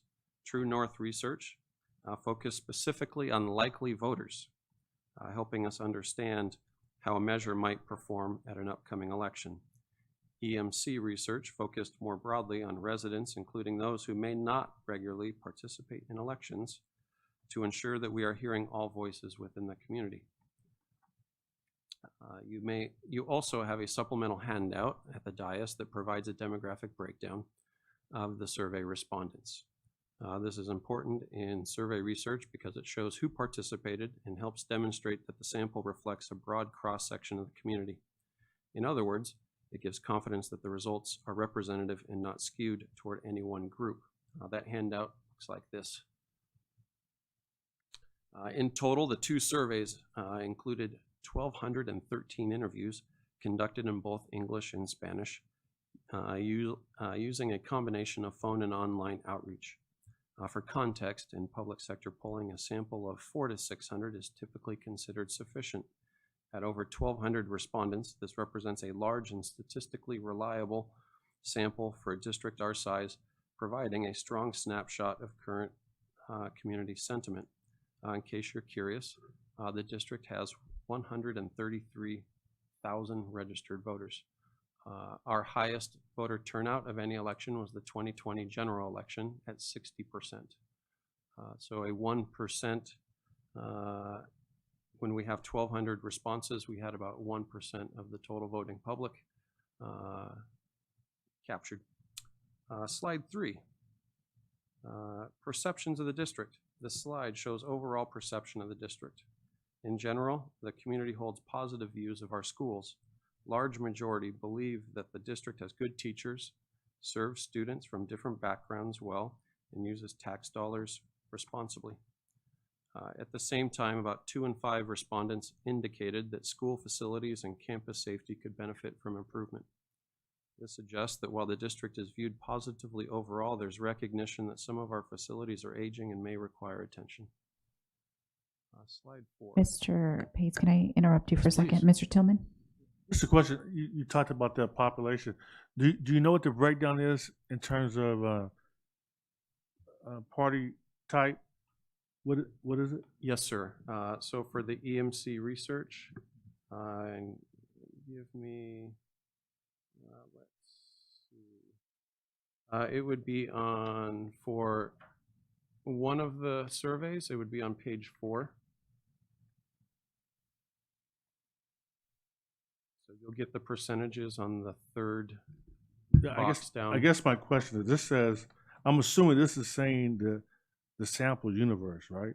But I'm asking is, what is the actual, if you look at the district, what is the breakdown between the parties? Is it 48? Is 48% of the district population Democrat and is 28% Republican? No, and I'll let Tim jump in on that one. Certainly. Go for it. You got Tim. me? Yep, got you. Okay, thank you. Let me try and answer that question for you. So in our survey, we were focused on what we call likely November voters. These are the individuals that we would expect to actually cast ballots in this upcoming November election. The reason for that is we were tasked with understanding if you as a board were to choose to put a measure on that November ballot, what would voters consider and would they ultimately approve that measure? And so among your likely November voters, 48% roughly, it's 47.8%, 48% are registered Democrats, 28% are registered Republicans, and 24% are either declined to state or independents.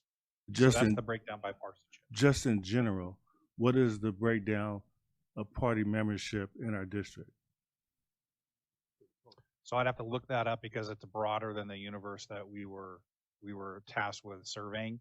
I could tell you it's probably within a few points of those percentages, but I can look that up and get back to you on that. That makes a big difference to me. It's one thing to say, I get the part about one, it makes more sense if I'm gonna do a bond, you want to target more Democrats than you do Republicans. I just want to make sure it's fair in terms of the total universe. That's my own personal opinion. I just think that because it has nothing to do with likely voters, that the survey we asked for, we just wanted to know in terms of the total population where people stand. So, and sir, I think I can add a little context to that because Tim is answering for one of the surveys. The other survey, the EMC research, and that was the number I was looking up for you. I understand. I'm just is saying, the non-likely voters. So we were trying to capture the entire universe. Right. I'm just saying in general, on all the surveys I would like to see, it just would be based on total population. Thank you. And we will get you those exact numbers. And I have them ready for you here. So among all registered voters, right? So that's the only way you would know if somebody's a partisan or not, is if they're registered to vote. Among all registered voters, of which there's 134,611 in the community, 43.8% are Democrats, 23.7% are Republicans, and about a third, 32.5%, are all other categories. So that's mostly independents or people who just decline to state. They do not affiliate with one of the two major parties. And what you tend to find is when your likely voter universes, the percentage that are partisan goes up a little bit because among your independents, that group tends to be a little less disciplined in terms of participating in elections. They don't participate as high a rate. Thank you. Thank you for that question and response as well. Ms. Medina? Oh, definitely it's a valid question because we want to make sure that we're also looking at what in reality is a district. Is it, and so it is more of a Democratic side of a district. When I was looking at even at the Political Data Inc. in itself, if you can go online, you can actually look at that. I'll share with the board as well, but it is fairly around that same demographic side it was chosen. So thank you for bringing that forward.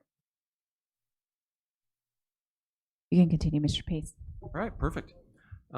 When respondents were asked about their concerns and priorities in education, several themes emerged. The most common concern was funding and resources for schools. This is important as it indicates that the community already recognizes that quality education requires investment. In other words, the conversation is less about whether resources are needed. I'm sorry. Can I just point of order to my colleagues? I'm having a hard time listening to you. I apologize. Go ahead. Perfect. And more about how resources are prioritized and delivered. The issues rated are extremely important, include school safety, workforce and college preparation, teacher quality, student mental health, and STEAM programs. What we're seeing here is that these priorities are not separate from facilities. They are supported by them. The condition of our campuses directly impacts our ability to deliver on these priorities. Modern classrooms, labs, and career technical education spaces support workforce readiness, and safe, well-maintained campuses help attract and retain high-quality teachers. So while this slide reflects priorities, it also helps explain why investments in school facilities resonate within our community. Slide 5 highlights the types of facility improvements reacted to during the survey.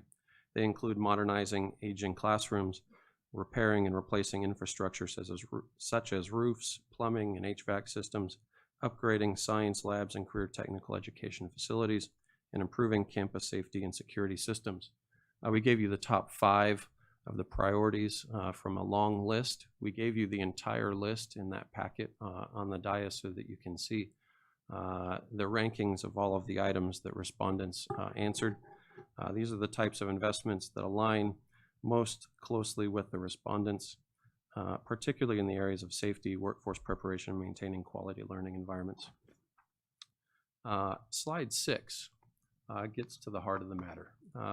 The survey tested a tax rate of approximately $45 per $100,000 of assessed value. That rate is about 25% below the legal maximum. We intentionally tested a more conservative tax rate based on early board feedback to understand what level of support exists at a more moderate threshold. This reflects a collaborative approach in balancing facility needs with sensitivity to taxpayer impact. 2 key points from this research emerge. First, the True North research survey focused on likely voters. In that survey, approximately 60% of likely voters indicated that they would support a potential school facilities bond. That is notable because bonds in California require 55% voter approval. The second comes from EMC research and reflects broader community sentiment, including residents who may not be regular voters. In that group, approximately 68% expressed support for investing in school facilities. While these results come from different audiences, both suggest generally favorable sentiment. At the same time, it's important to note that survey results are a snapshot in time and do not guarantee an election outcome. Next slide shows key conclusions. This slide summarizes what we learned from the data. Initial support among likely voters is above 55% threshold. The survey also identified strong support for investments in repairing aging infrastructure, improving safety and security. What's important to note is that these priorities closely align with the district's 2030 vision known as SHINES, The vision emphasizes areas such as academic excellence, equity, student wellness, community engagement, and creating safe and secure, attractive learning environments. So what we're seeing in the survey is not something separate from the district direction. It is consistent with it. The priorities expressed by the community reflect the same values and goals outlined in Shines. At the same time, affordability remains an important consideration, and voter sensitivity to tax impacts should be taken into account. Slide 8. This slide outlines some considerations the board may want to keep in mind moving forward. First, surveys represent a snapshot in time, and voter sentiment can change depending on economic conditions and other factors. Second, affordability is an important factor. While there is support for investing in schools, voters remain attentive to cost. Finally, continued communication about facility needs and how those improvements directly support student learning can help build broader community understanding. This concludes the overview of the survey findings. The intent tonight is to provide the board with this information as a foundation for discussion. There is no further ask, and we're willing to answer any and all questions about the survey results. Mr. Tillman?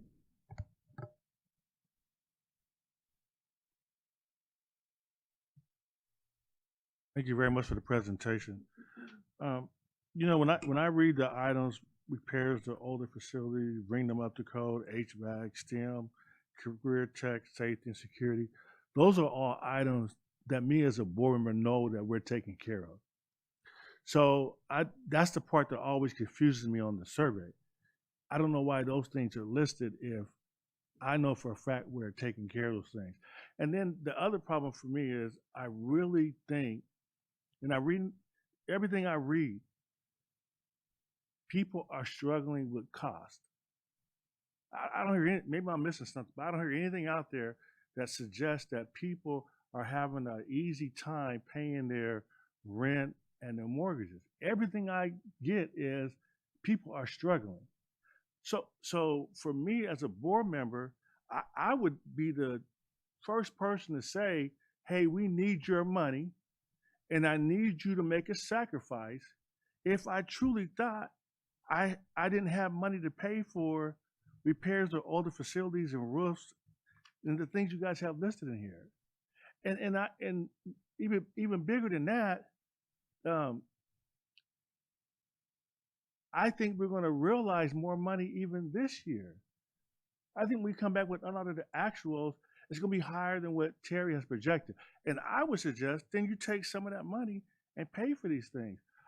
And I'm just one board member, but it just worries me because I know how much people are struggling. You see the homeless numbers.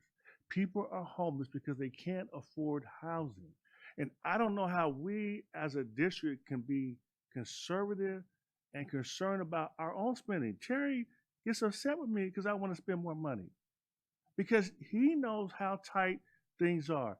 But if the district has that perspective, I don't know why we don't have that perspective about our constituents. And to me, if I really felt that the need was there, I'd be gun-ho for it. But I don't think it's fair that we cast these questions in the way that we do because it gives the impression that we have this need for extra money to do routine maintenance of our facilities. And to you guys' credit, our facilities look great. To you guys' credit, if there's a leaky roof or something not right, I'm going to get that phone call. I'm not getting phone calls. I get people thanking me for all the resources we're giving to the sites, the schools, and to the students. I just went to the event at the Sturgis. You guys did a great job at Sturgis. I went to an event at Samuel High School. We've done a great job there. We got 2 new buildings, the one for the Welcoming Center and the police department. How many districts have a brand new school police department building? They don't. So our constituents have been good to us. They've given us 3 bonds. Is it 3 or 4 bonds they've given us? So in the 2000s, we've had 2, Measure T and Measure N. So one was 2004 and 2012. Since 31 years that I've been here, it's been probably 3. And so I am I am thankful that they have done that. And there's been, and for most of those, I've been totally on board.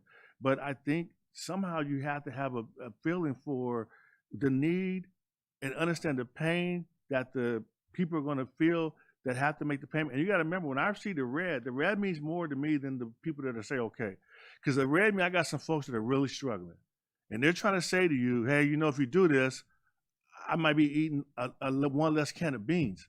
So I just hope we all are understand that. Thank you. Thank you. Ms. Medina? No, and I do appreciate your comments, Mr. Tillman, because at the end of the day, I am also in the same boat. And when looking at the numbers here, it is reflected of because even just myself going into the database that I'm familiar with the voter population, it is resemblance of what we took the polls of, and the fact that we did do multiple. So we used one is to look at the voter population, and the other one is to also look at homes, individuals who are not part of that cannot vote, those who live within our community, who live here in the school district that may not have a voice, and so they were contacted and part of this survey as well. And so by just looking at the responses and how they responded, it does show that there is a need. Now, there was I can't remember how long ago it was, but you presented the needs assessment of what the district facilities. We have porta potties still at some of our high schools and school sites. So there is a lot of need. And to say that there isn't, that we're kind of dismissing it by, saying that we need repairs, there are needs that goes far beyond what our funding is capable of. And so that's where, maybe we can bring that back, and maybe we could share it again for board members to review. But that's where that came from, knowing that we do have a lot of needs. And we, there's some sites that are doing awesome, but we have other sites that need additional support in. So I see that the results does show that it is definitely leaning towards supporting. So I will maybe leave that to other board members to see their perspective. But in what I'm looking at here is it does show that the community does support this. Thank you. Mrs. Alexander? Thank you. Thank you for the presentation and all the work that was put into just the study and then just putting this all together. I just have a clarification because there was a number that was tossed out. How many people actually were surveyed? So incomplete surveys are thrown out. 1,213 surveys were completed between the two surveys. Okay. All right. Thank you. And then the other question I have is in reference to the priorities. So the project priorities, if we were to look at what you've already defined as our priorities 5 years out, so our multi-year plan, how does the list that you have here compare to what could be addressed if the bond comes into fruition? So I looked up real quick the two numbers for you, so I'm going to give you, so the True North, which was likely voters, conducted 613 completed interviews. The EMC research had 600 completed interviews. As far as the priorities, so when we go back to August and September when we talked about what our need is, I would generally say that our need falls around specialized spaces. So when we talk about early education, when we talk about our TK, we do not have enough compliant classrooms in the area of kindergarten. We're trying to offer full-day kindergarten, yet many of our kindergarten classes are offered in portables, do not have the restrooms. We then move into other specialized spaces like special education. We do not have enough special education classrooms built for their needs to support our student population. Then from there, and how it relates to the priorities listed in the presentation, when you look at our secondary, so you still have a lot of career pathway improvements that need to be made to support the career workforce initiatives that we have. The North End is growing, so as far as the residential development that's occurring in the North End, we are feeling the impacts from that. We are over 90% utilized of all classrooms on the North End. For every new home built, it only puts more pressure on the North End, as many of you who live on the North End can feel and attest to. So primarily, I would say that our need is really in the area of specialized classrooms, science labs, TK, special ed, and housing students on the North End. And then beyond that, we have lots of schools within the center of the city that are built prior to 1967, specifically thinking of Monterey and other schools, Ingram, Fairfax, that have not had the deep investments that some of our other schools have had.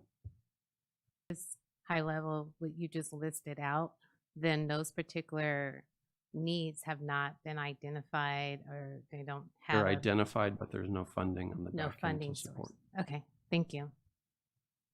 Thank you, Dr. Wyatt.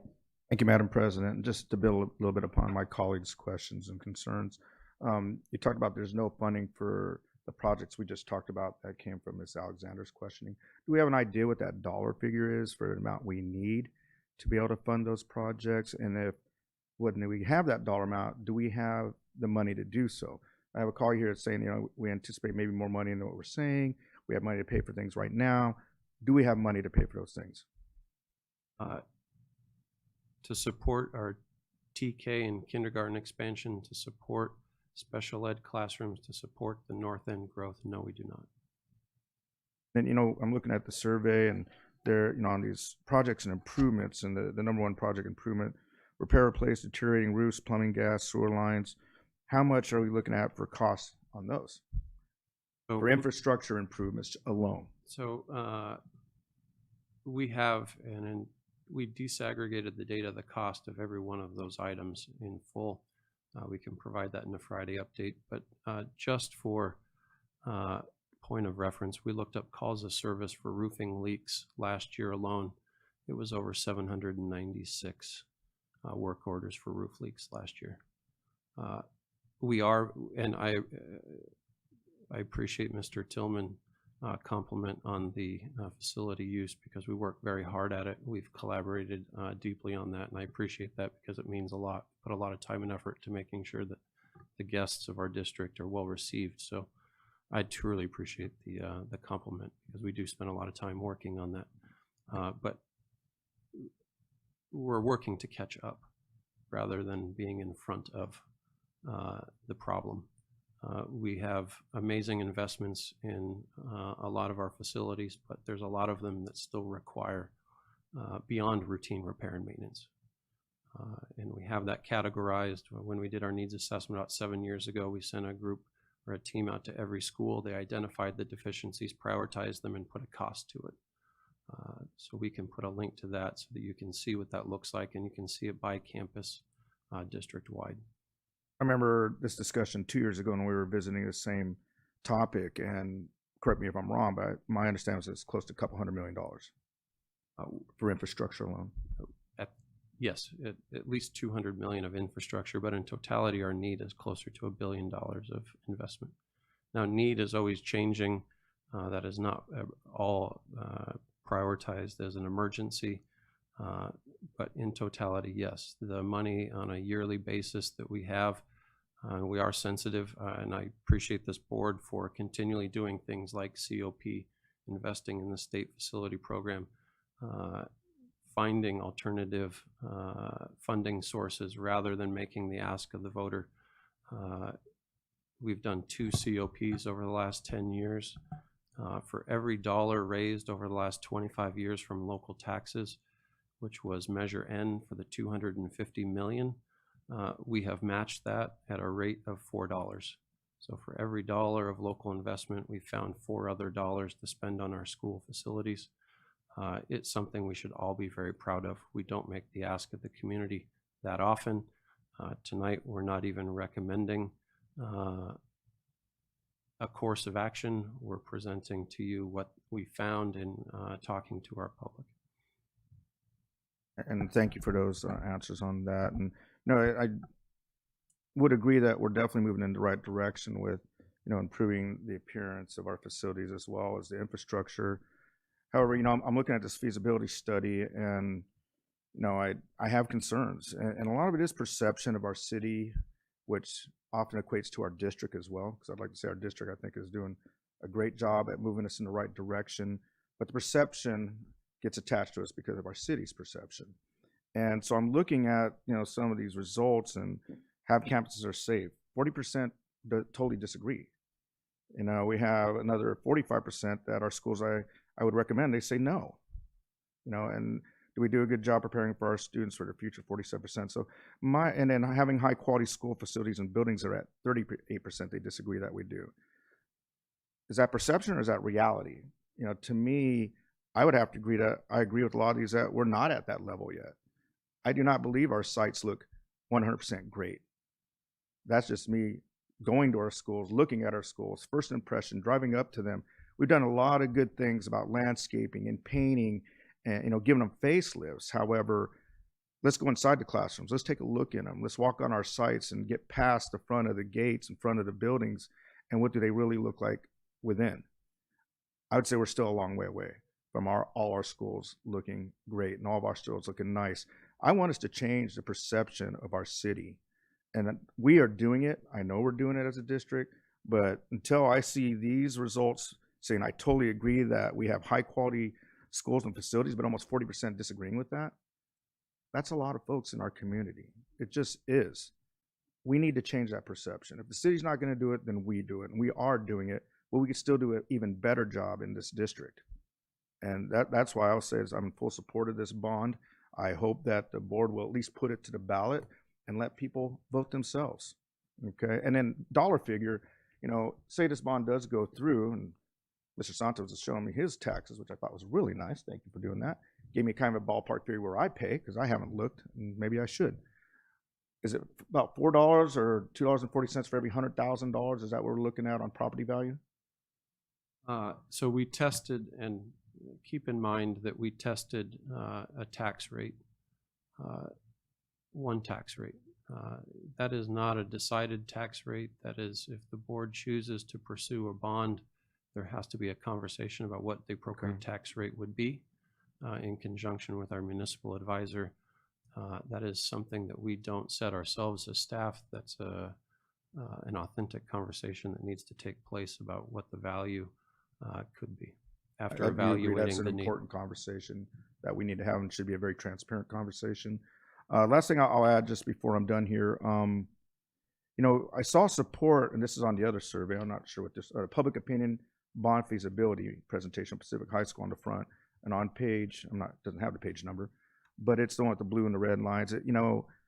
Surprisingly, this is really surprising, and I like this, the renters and others are supporting this at 74% over the homeowners. I think there's a concern out there, about particular populations and demographics of our residents here. And I'm a little bit surprised that homeowners are less supportive, but our renters and others want more. And that means they're willing to support a bond, but do they know what they're paying as well? I think that's important that we have full transparency to our public, to our community. If they're saying yes, what does that yes mean? What does that mean to their checkbook? What does that mean to, how much taxes they're paying? But overwhelmingly, I see significant support here. So I do appreciate that. And I imagine I'll have even more questions and comments at the end. Thank you. I think there's a really interesting finding in here is that support amongst our parents and those who do not have children in the district, the support is the same. Is that what so I think one of the interesting things about that is that people see these investments as a benefit to the entire community. They're not looking at it from strictly a standpoint of whether I have a student in the school or not.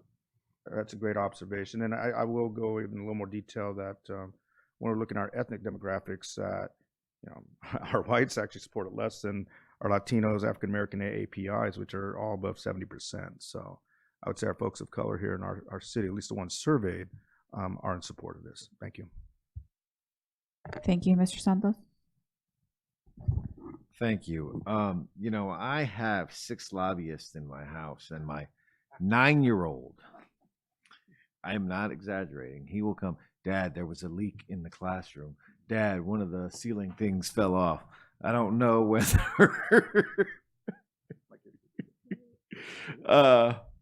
So while I have the sensitivity that there are people in the community who this may be a hardship, I also understand that our schools need it, right? So I'll use North Vermont because that's where I went in there with my wife on the day it was raining. She had to go pick something up, and the roof was leaking in the classroom. I mean, that's not an exaggeration. That's what was happening. My boys at Cajon, we always had a bathroom issue. I'm like, why are you always running? There's not enough bathrooms. So those are things that we don't see unless you're a student there. And it's the complaint that if you talk to the principal, and it's a complaint of many students that they're either not enough or not up to date. So I think it's important. I think it's important for our students, the perception as we shine, as we become better. Unfortunately, people just look at things on the outside and don't take time. So I think we have great teachers, we have great leadership, but our buildings need a lot of help, right? We have, again, only what I see, right? I talk to parents in Little League.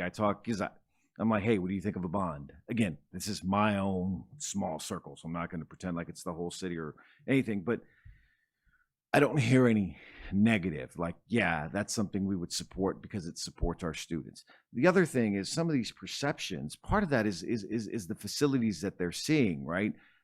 It's a perception. It's not the reality. I don't think it's the reality. I, again, don't feel my children are unsafe at schools. But it's what we visually see. And if it doesn't look good, then we assume those things. So I really think putting it up to the voters and letting them decide whether a bond is what we need. I think a lot of our schools do need repairs or to look newer or better facilities. We were getting Facebook and Instagram things from another district saying, hey, we got a new school down the street. It's coming. It's going to be this great new facility. So then we have to compete with that, right? Because the reality is if I can go to something new that doesn't necessarily have to be better, I will argue that Cajon's IB program, there isn't anything in the area that can compete academically with that, but there's a perception. Having new facilities would change that perception, right?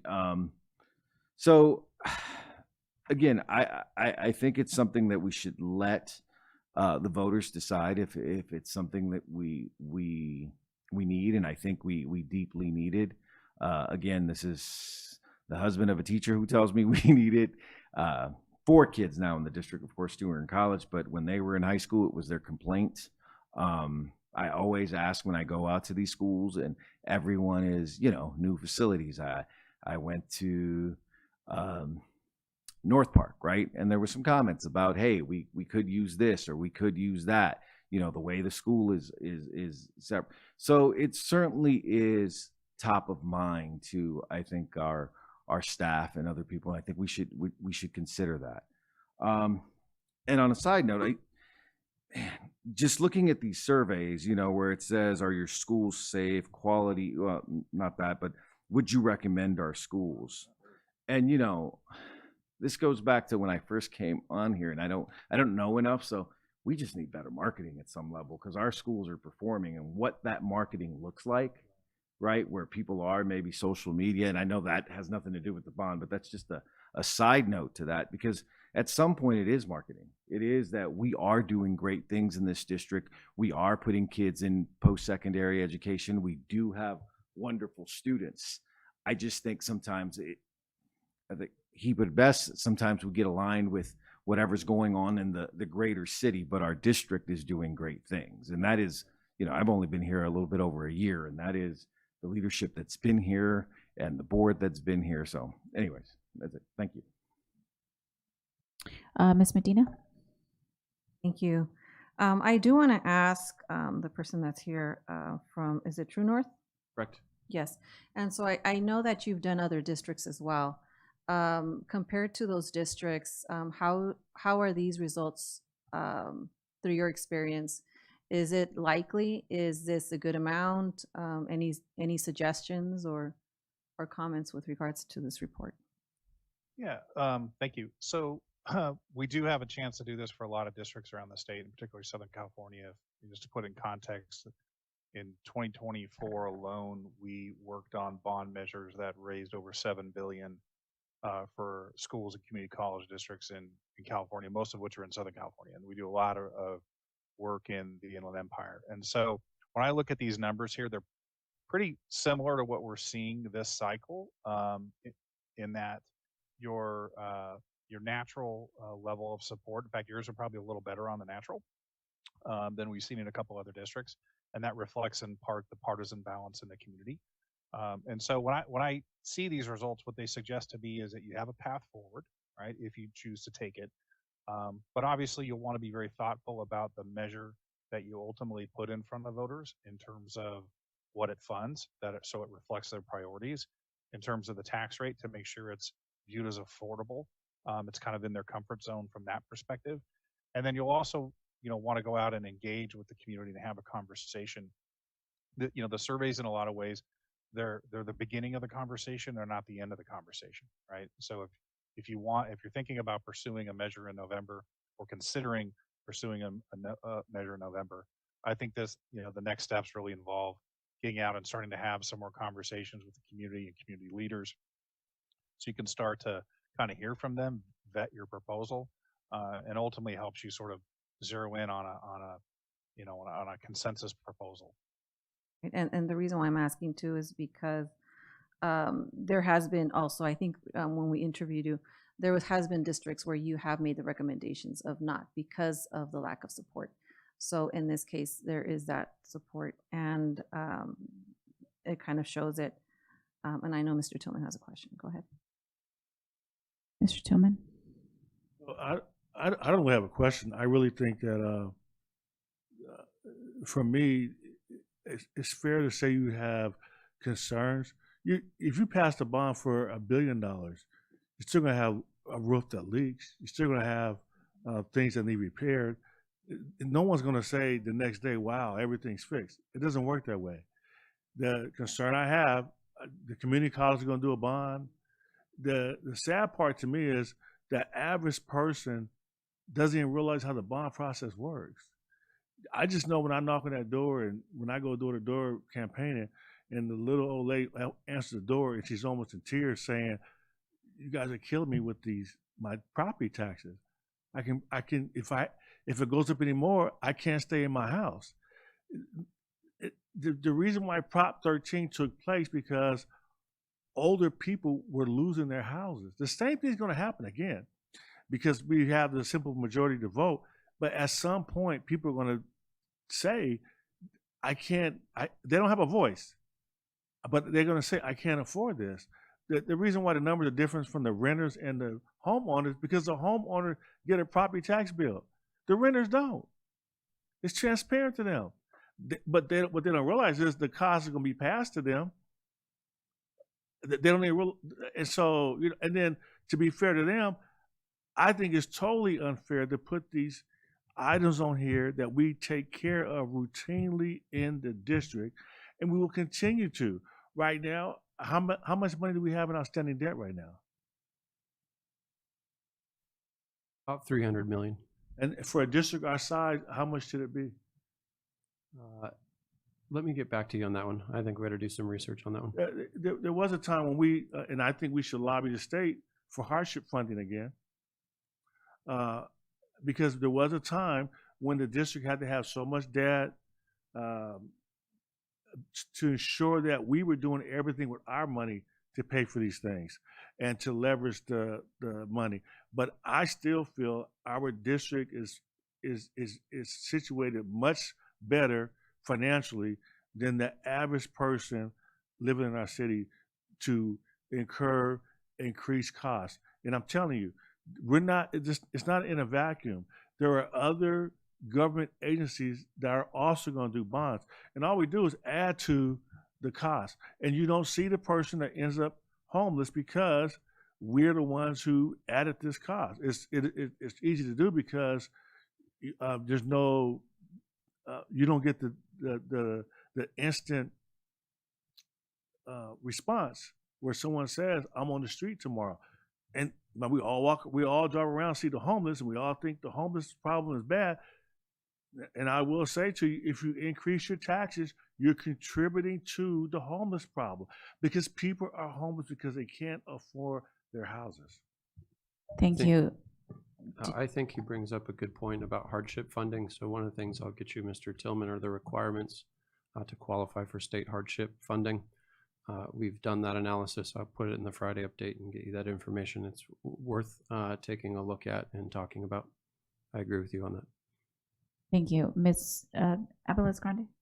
I hear you, Mr. Tillman. I really do. My heart does go out to our homeless and everything, but I can't help but feel that our first responsibility is the students, the future, 100% of the future. And my heart goes out to homeless, but we have a very wonderful city council, I hear. And we have leaders that are supposed to take care of it, and they have been. I go down to my street, and yes, I still see homeless. It's not as bad as it was 5 years ago. It's really not. It's improved, but my heart hurts for them, and I give when I can. And I think taxes are a fact of life, and they have always been here, and there will always be. But here you have a really, really clear idea on where our taxes are going to go. And yes, I fear those taxes. Every year we're on a payday payment plan. We totally are.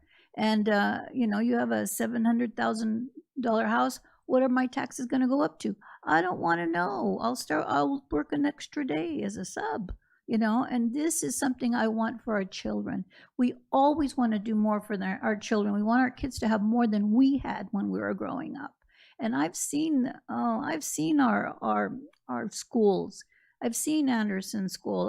I've seen the schools that really need things, and we see all the pretty ones and the shiny ones, but we want all our kids, and that's my first responsibility, is that I want them to want to come to school. I want them to have what everybody else has in surrounding areas, and yes, my heart goes out to them. I remember when the Prop 13 went through, and it hurt a lot of people. It stopped paying for a lot of welfare moms that used to go to school for free, and that all went away. They used to play for Maranello Beauty School, and that went away. So there's always going to be winners and losers, and I vote for kids, and God bless the old lady in the neighborhood, and God bless the homeless people, and I pray that God will take care of them. I do, but we're here for the kids.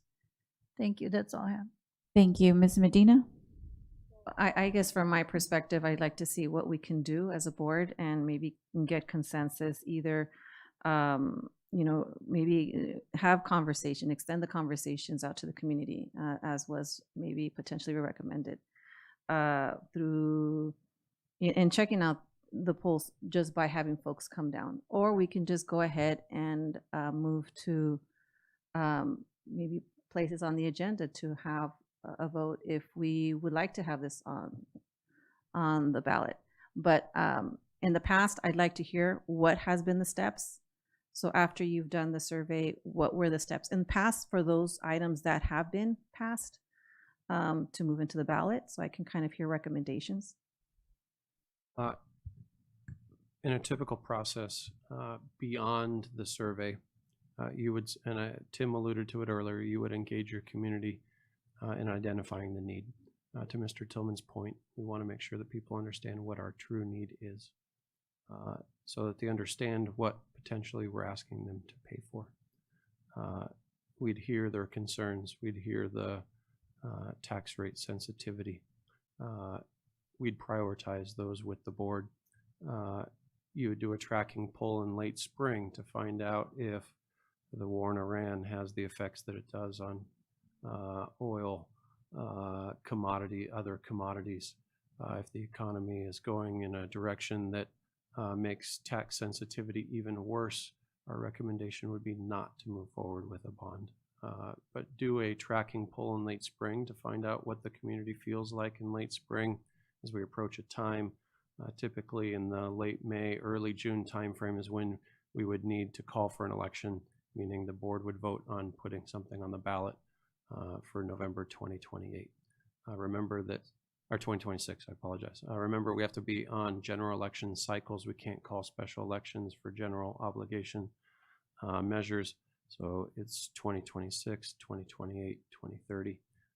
We're on a 2-year cycle, but that would be the process. Engage with the community, get a consultant to help start talking about what our need is, do a tracking poll, and then make a choice based off of those recommendations. And then in order to be on this, if we were to place it on the November, is there a deadline? Yes, it's roughly 100 and something days prior to the election, which puts us making the last available choice in June. June. Okay. And then so I would ask for consensus to move forward with engaging with the community, because you are right, it may look different, the results may look different with a track poll in late spring. So that would be my recommendations. I know, just to get consensus to have us move in that direction. This doesn't mean that we're going to place it on the ballot, but at least it gives us more of an idea of what the community's mentioning. Okay, I'm going to go to Dr. Wyatt, and then I'll come back to your consensus seeking. Thank you, Madam President. I was going to make a similar recommendation as our colleague, Ms. Rosales Medina. And I heard two specific groups talked about by my colleagues. First, our youth, and then our folks that are older. And it's kind of a large band, 18 to 49. I wish we could add a smaller group there, because that's representing our younger folks, and it makes up 60% of the survey. But they are our highest supporters. But again, that could be like more 30 to 49 instead of 18 to 30. So I would recommend making that maybe a smaller strand, so we could really see what our youth think, because I think that's very important. Our youth is hopefully looking forward, future looking forward, and we talk a lot about that in leadership, is future forward thinking. I like that the response from them is higher. They may not also know a lot about paying taxes either, though, and making money. So. And then our next highest supporting group is our elderly folks, our 65 plus, which came back at 67%. And we look at net support. I think that's a really interesting number, looking at who really is supporting this at the highest levels.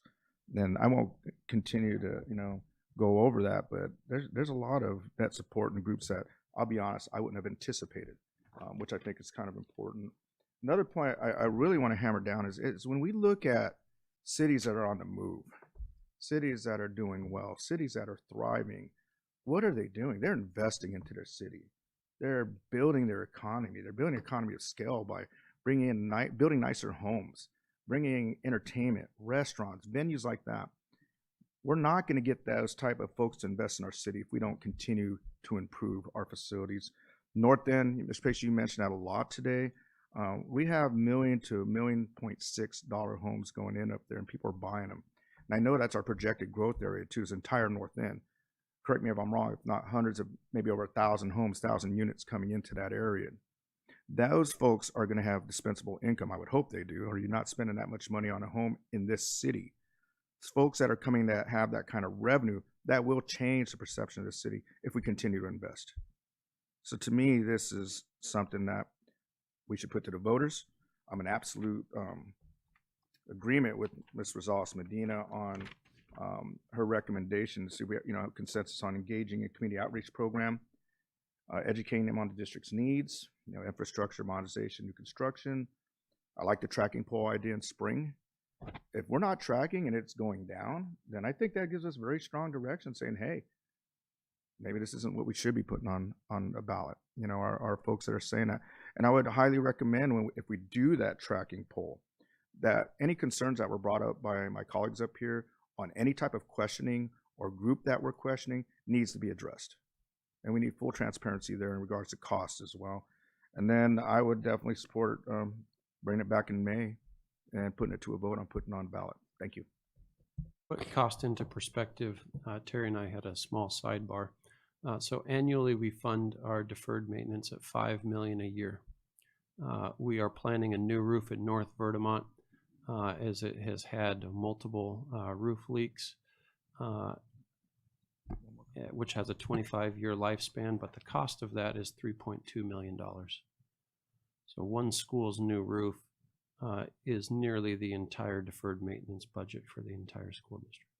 I do apologize if my concern wasn't communicated appropriately, but what the cost is to the person But paying. just to put the cost into perspective, yes, we are funded at a high level for our maintenance department and facility.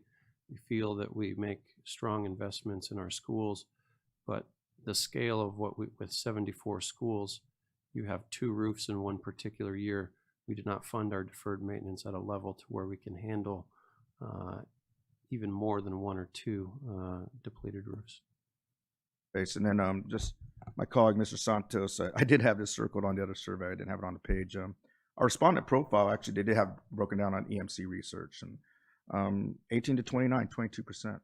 So we very great job on the equitable distribution. It was 22, 20, 18, 22, and 18% across the different age spans. And again, our highest group tied with 50 to 64 was our 18 to 29, so our youth. And I think that's a powerful statement by our young folks. They just need to understand what they're paying for, though. Thank you. Thank you. I won't really add much. I think it was a really great conversation. So thank you, board, and thank you. I think a lot of the questions that I have already been answered. I just have one question. So there's a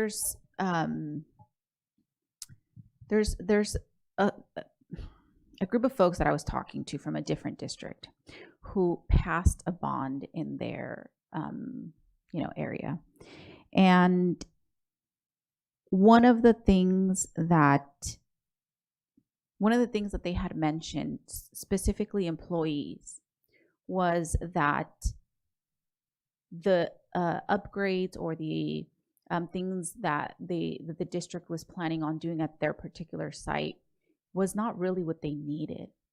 The upgrades that were being done were something like the HVAC, which in their perception, they felt that they didn't need, that there were other priorities that could have been, that are actually like a major need. For example, space at their campus. So utilizing kind of like that example, how do we, and I don't know much about bonds and what you are and aren't able to utilize, but is that possible? Can that happen? And how do we avoid that if we were to move in that direction? You're right in that resource allocation is just the first step within our department. So when we talk about how we fund school facilities, we often spend the majority of the time and angst talking about how we fund them. Once we fund them, really the fun begins. I would say that building schools, modernizing schools, especially on occupied campuses, is one of the toughest things to do in education. Public money, when it comes to property taxes, is one of the most sensitive items for people. No one wants to see their dollars misused. I would say one of the hallmarks or one of the tenets of a successful facility department is good communication. One of the things we try to pride ourselves on is communication to our customers, external and internal. So to answer your question, when we talk about modernizing a campus, when we know that a campus has come up on its 25-year rotation, qualifies for some state school program money, we sit down with the principal, we talk with their staff. When we talk about Pacific High School, we met with their teachers. We met with their CSOs. We met with the support staff to talk about what their needs are. We prioritize those needs. We communicate to people what we're trying to accomplish. That's one of the reasons why outside the boardroom, we have a cabinet that demonstrates, or we have a little trophy room out there that shows the renderings of what the schools will look like. We try not to work in a vacuum. We try to express to a school site what it is we're trying to accomplish, and we take their needs into account. When we sat down with Dr. Ramundo about Pacific, we talked about the idea of team teaching. We wanted to find out how they teach, what's their focus, how can we support them, so that in the end we deliver something that's going to be used. We're not perfect in many cases. Sometimes we put an outlet where it shouldn't.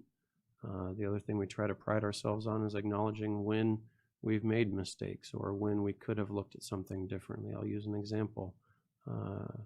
Board member Santos and I had a discussion about a baseball field at Cajon. He had a perspective as a parent that wasn't taken into account in the planning perspective. We built the baseball field from the perspective of the athlete, not the spectator.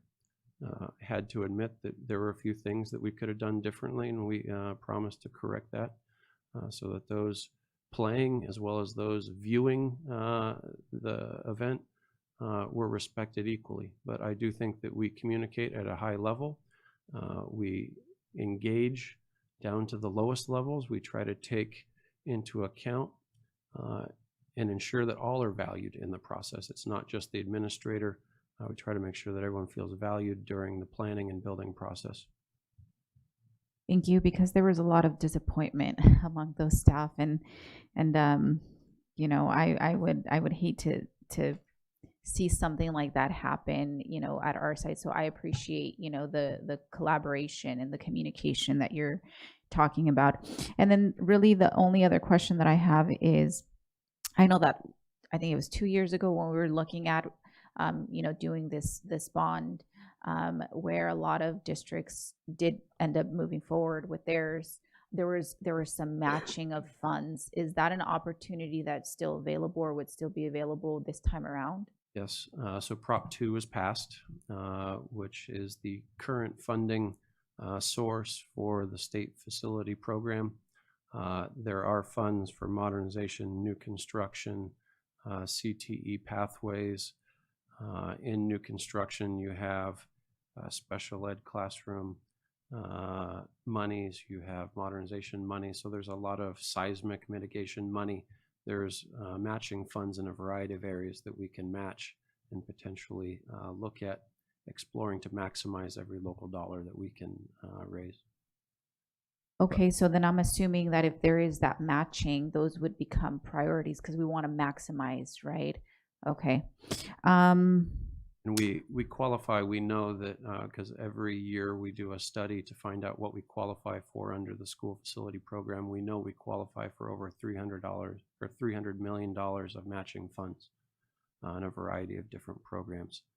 Those programs do require a match. Mr. Tillman is correct. There is another separate program called the State Facility Hardship Program. If you meet those conditions, the state will then pay for 100% of the improvements for those qualifying projects. Okay, and doing this would not affect us in that other program? Well, the requirements for the State Facility Hardship Program have changed under Prop 2. I have an entire write-up of what those requirements are and whether we meet those or not. We do not believe that we currently meet the State Facility Hardship Program requirements. We can go into more in depth on that at a different time period. It's much more restrictive. There potentially is a path. One of the things that potentially you have to have is voters turning down a measure in your community as one of the qualifying ways of getting to the hardship program. So let me do some research and get back to Mr. Tillman and the board on the State Facility Hardship Program. We've participated in the program. It's been very beneficial to the district, but we currently do not believe that we qualify. Understood. Okay, and then Mr. Santos? Just one more comment real quick. I know we are all busy. We all have other jobs or other things we do, but if there's a way that, individually in small groups or however, we can tour some of our sites that need so we can see it visually. Sometimes we need to see the things that are needed rather than there's 73 schools, if I'm correct. But to see some of that, just a suggestion. just so we can see what is there.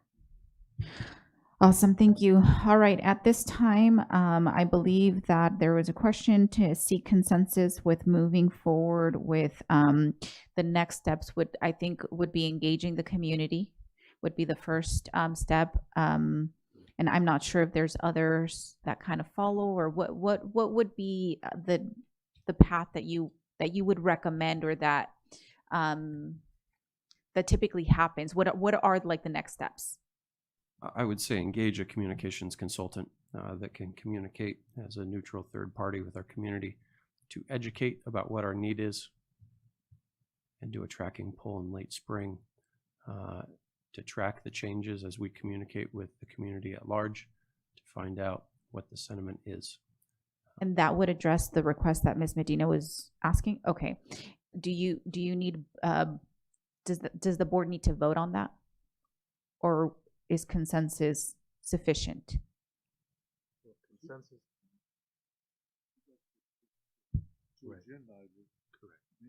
Got it. Okay, thank you for that clarification. So at this point, then I will seek consensus to agendize that item. You have it. Thank you very much. All right, and I think that was it, correct? Awesome. Thank you so much. Thank you, thank you, thank you. All right, 9.0 board discussion. We have 9.1 Young Visionaries Youth Leadership Silver Anniversary Gala. The board will now discuss and potentially approve a possible sponsorship for the Young Visionaries Youth Leadership Silver Anniversary Gala on May 16th, 2026. And I believe I'll entertain, hold on, let me remember. I don't move first. I can engage in discussion first. Normally, we do a motion and then a discussion. Yeah, but because motions include a dollar amount. Oh. Well, we've done it both ways. I mean. Okay, so then I'm going to open up for discussion then, and then we'll go back. I'm not sure, Ms. Medina?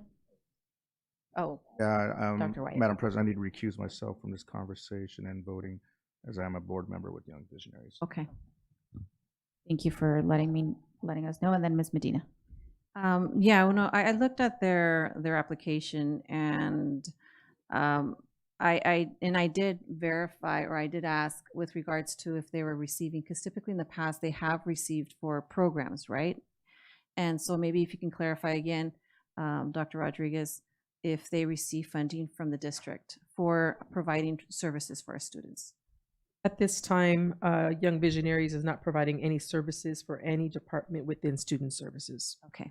And that's where, had they received it to support our students, I would probably vote no. But in this case, since they're not receiving funds for the school from the school district, I would go with the general. What we've done in the past is the 5,000 for all the organizations that we've supported. So that would be my recommendation, is to make a motion to vote for 5,000. Second. Okay, so I have a motion by Ms. Medina and then a second by Mr. Tillman for 5,000. However, I did want to continue to give us the opportunity to discuss, and all my lights went away. Did you have your light on? Okay. Did you have your light? Okay, then we have a first and a second. Vote, please. Oh, and then also I got kicked out of my, sorry. Of my,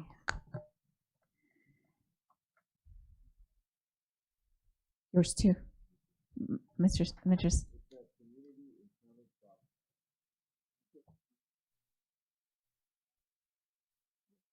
Okay, Mr. Santos and Ms. Abeles. Aye. Aye. Aye. Thank you. So we have all ayes. Motion carries.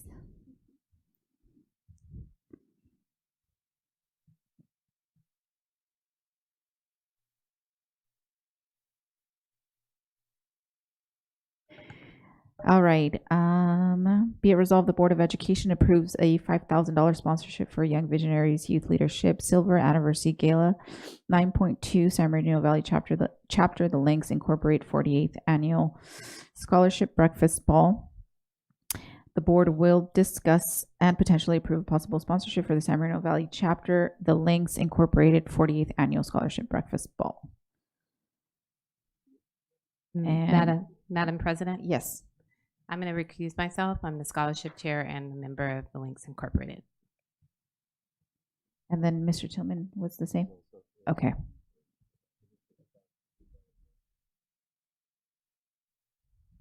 And then is Dr. White, can he return to this? Can we let him know? We do have forum. So we can open it up for discussion now. A motion. Go ahead and make a motion. So I have a motion for 5,000. Do I have a second? Okay, I have a second. Second, yeah. Discussion. I apologize. Who motioned and seconded? Mr. Santos motioned, Ms. Abela second. And then I'm not sure if these lights are current. Are you? Okay. So I have something to share. Okay, I looked it up because I know we did this last year, and I remembered thinking, well, I went along with it, everybody, because I love you all. But I thought this year I'm gonna really, actually check this out. All right, so I just found a couple of minutes here. Bear with me, and I found it very interesting.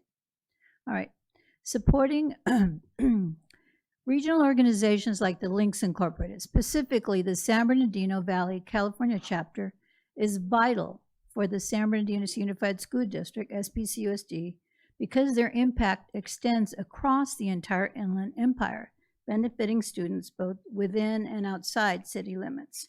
Here's why supporting their broader regional efforts is beneficial. 1, massive financial support for the region. The San Bernardino Valley chapter has a long-standing history of substantial investment in local youth.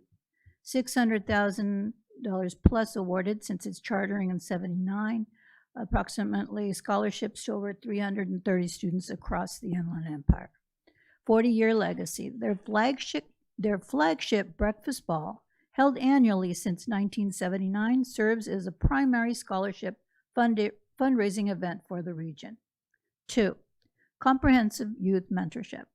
Beyond just funding, the links provide holistic support that improves student outcomes. Mentoring integration. Their services to youth program uses mentoring to help students attend school regularly, improve academic performance, and increase self-esteem. National initiatives. They support programs like Young Achievers and Links to Success, Children Achieving Excellence, which focus on closing the academic achievement gap and preparing youth for the global workforce. 3, strengthening regional stability. SBCUSD students live in a connected regional economy where the success of neighboring youth directly affects their own community. Wider eligibility. Their 2026 scholarship is open to high school seniors residing in both Riverside and San Bernardino counties, ensuring that even students who move or have family access across county lines remain supported. Community well-being. Educational attainment across the Inland Empire is tied to regional factors like lower unemployment and better quality of life, which benefits all SBCUSD families. 4, direct partnership with SBCUSD. The district already has a framework for these collaborations through the San Bernardino Community Scholarship Association, which allows community members and organizations like the Links to establish specific criteria and present awards at school assemblies. One last note. Students in SBCUSD's Middle College High School, located on the SBVC campus, may benefit from both Link scholarships as high school seniors and SBVC resources as college enrolled students. I support the, did we say 5,000? I support the 5,000. That's all. Thank you. I just have one comment. Can we ensure, I'm not sure, if we do it already or if we can do it more broadly, can we ensure that applications get sent out to all of the high schools so that they can, encourage their students to apply for the scholarships? So that's an outside organization. It depends on who they send it. If they send it to us, we send it to all of the high school principals, who then send it to their counselors. There's really no way to guarantee that all students would receive information about this particular or any one particular scholarship only because of volume. So typically what happens is that students who have within the scholarship association that we have within the district that my division helps to support, there's a list of scholarships. There's criteria for each of those scholarships, and then depending on the student's application that they put together a scholarship portfolio, they review those and then match scholarships with the profile of a student. And those are the scholarships that are given within the Community Scholarship Association. Okay, because my concern, and that's a little bit of foreign language for me a little bit there, because obviously I'm not a counselor, but one of my main concerns, and scholarships particularly, and why I was advocating, a little while ago, maybe for the school district to do scholarships and set some funds aside, is to ensure that all students are reached. So I'm not entirely sure that I understand 100%, but do we receive, so I'll ask it in this way. In the past, this particular organization or any other organization that offers scholarships to our students, have they sent us the information at the district level so that then the school sites have access to distribute that information to the students? For this particular organization, yes. Okay. That information was sent to the district. That information was sent to the schools, and then students receive that information. So I guess the request or the ask is that we ensure then that counselors are promoting, this particular scholarship as well as any others to students that do meet the criteria or qualify. Can we do that? Okay, we can't do that. And remind me, so why not? Because it's just too many students? Well, every school has their number of seniors, but then there's a variety of scholarships. So, and let's say there's national scholarships, regional scholarships, state scholarships, local scholarships, scholarships for particular campuses from like the class of 1946. I personally have 2 scholarships that my family provides to 2 different schools. So it's very hard with the volume of scholarships that are out there to advocate for every single one of them. Okay. Mr. Santos? Yeah, and to kind of add, as someone who does this, I think the scholarships are out there. They're given to the counselors, they're given to the schools. But again, you can't, if we use Cajon again, they have 700 seniors. It's almost impossible to get all 700 seniors. Not all of them qualify for whatever particular it is. However, those scholarships do go out to students. And I think, for this one, I know there was 2 scholarships last year. There was a couple scholarships in San Bernardino City Unified, right? So I know that's happening. Now, how they distribute, again, because you're talking, it's going, let's say it starts with Sandra, she gets it down and gets down. So it's individually on how and sometimes what students ask for, because this would be considered a local community scholarship, unlike the Gates, which is a national, or Koch or Dell, which are huge scholarships, right? This is a more local, and then whatever their qualifications are, it's the counselors getting to them. But it's also, from my knowledge, at least we had 2 last year, a couple the year before, so the money does go to our students in our district. Oh, I'm not doubting that at all. I guess, again, my question more surrounds is the reach, right? If we're presenting it to 5 students opposed to, 100 students, right? And how I don't want to say inequality, but yes, like the Well, every scholarship does have different criteria, right? And so some scholarships do require additional service on the part of the student. They sometimes are looking for a student that is of a particular ethnicity. They're looking for a particular GPA, maybe looking for a particular job or career path. Some are like you went to a particular elementary school, just varying. So not every student qualifies for criteria for all the scholarships that are available that are out there. I understand. I'm specifically focusing on the ones that we fund, right? Because not every scholarship that is out there we support financially. Correct. So I'm specifically, speaking to those that we financially support, that I think that should be directly that most students should be able to have access to in our district. That's my point. The thing though too is that we don't always know which scholarships are going to be supported through the board. Because sometimes that process starts a little too late. For example, this particular one, we do have 3 students, one from San G, one from Cajon, and one from San Bernardino High School, that are going through the process. They are participating in the activities of the links to get them prepared for, being deserving of that scholarship. So it isn't just an essay or just kind of sending it out. It requires a lot more. So unless we have a list of scholarships that the board will sponsor at the very beginning of the school year, because we are doing scholarship preparation all year long. I would support something like that, but then again, that's just me. I can add, you can give an application, have it half filled out, and you'll have kids who will just never get to it. So I understand, just as someone who does this, like you literally, now there are students who are going to apply to every scholarship. Those are rare.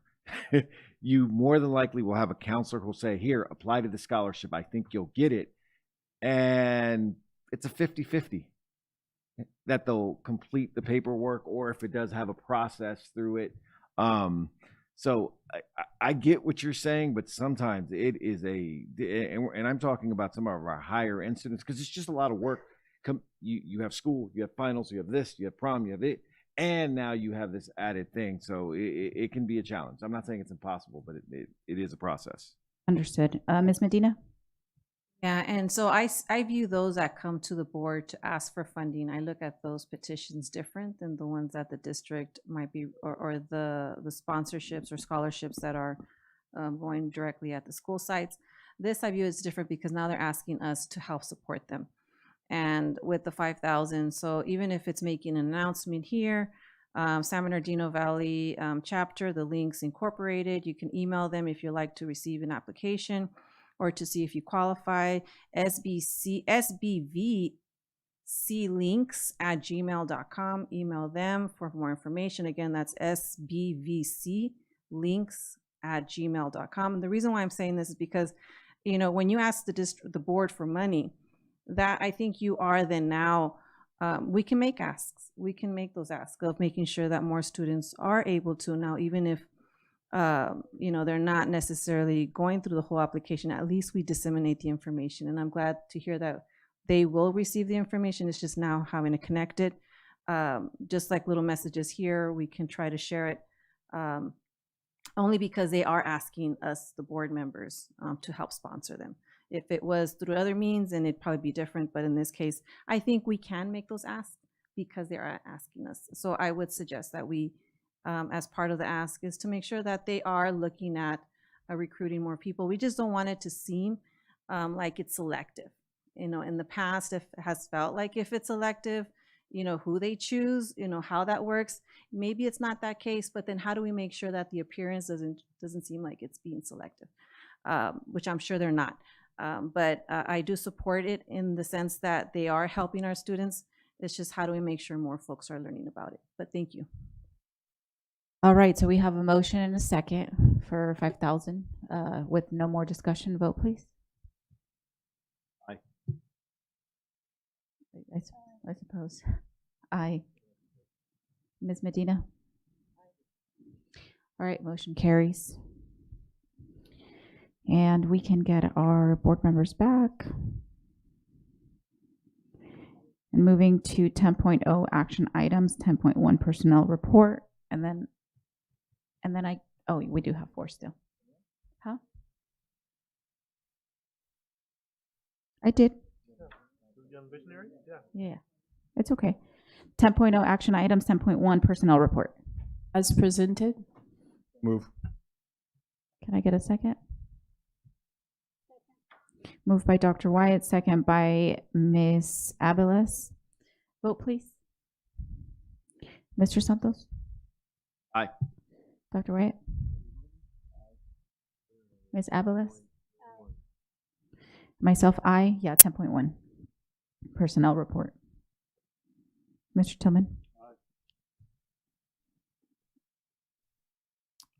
Motion carries.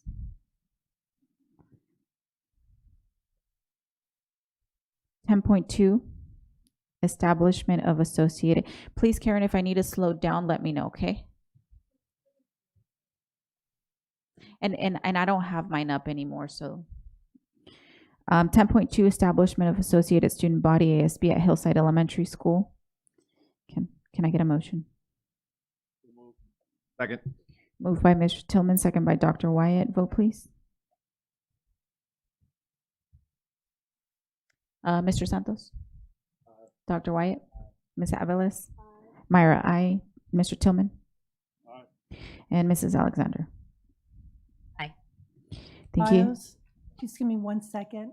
It went down. I've got to start it. Okay.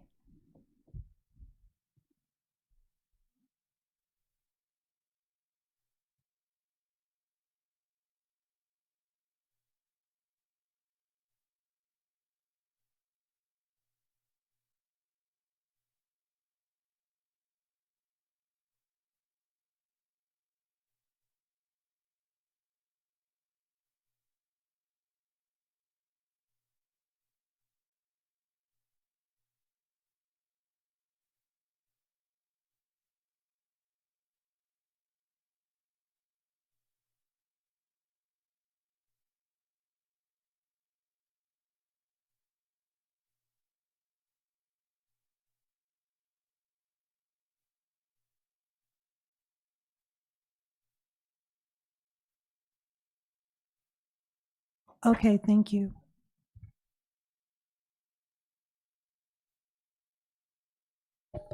All right. 10.3. Approval of the district's transportation plan 26-27. Moved. Second. Moved by Mr. Tillman, second by Mr. Santos. Vote, please. Mr. Santos? Aye. Mr. Dr. Wyatt? Ms. Aviles? Aye. Myra, aye. Mr. Tillman? Ms. Medina? Mrs. Alexander? Aye. Thank you. Motion carries. 10.4. Amendment and restatement of special program expenditures authorization. So moved. Second. Moved by Mr. Tillman, second by Mr. Santos. Vote, please. Mr. Santos? Aye. Dr. Wyatt? Ms. Aviles? Aye.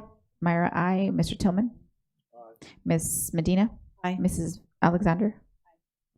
Motion carries. Thank you. 10.5, approval of the annual audited financial report for fiscal year 24-25. Moved by Dr. Wyatt, second by Mr. Santos. Vote, please. Mr. Santos? Dr. Wyatt? Ms. Aviles? Aye. Myra, aye. Mr. Tillman? Ms. Medina? And Mrs. Alexander? Mrs. Ceballos, give me 1 second to catch up. Okay. And then that motion carries too.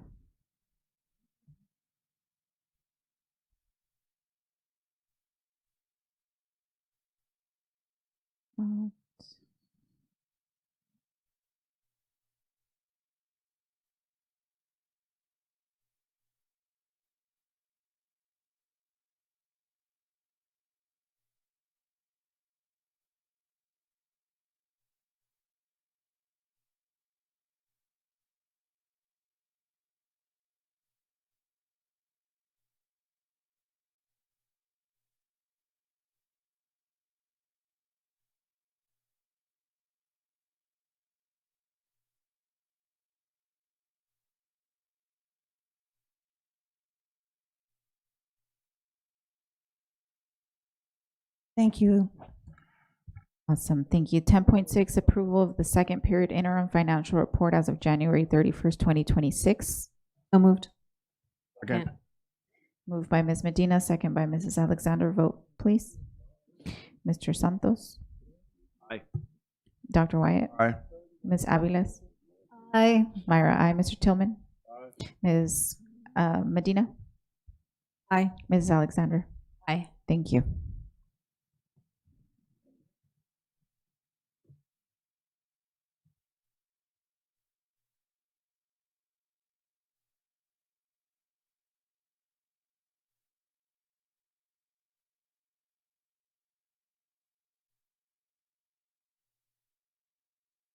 All right, 11.0 consent items, 11.1 approval of consent list. Moved. Second. Moved by Mr. Tillman, second by Mrs. Alexander. Are there any to pull? All right, vote please. Mr. Santos? Dr. Wyatt?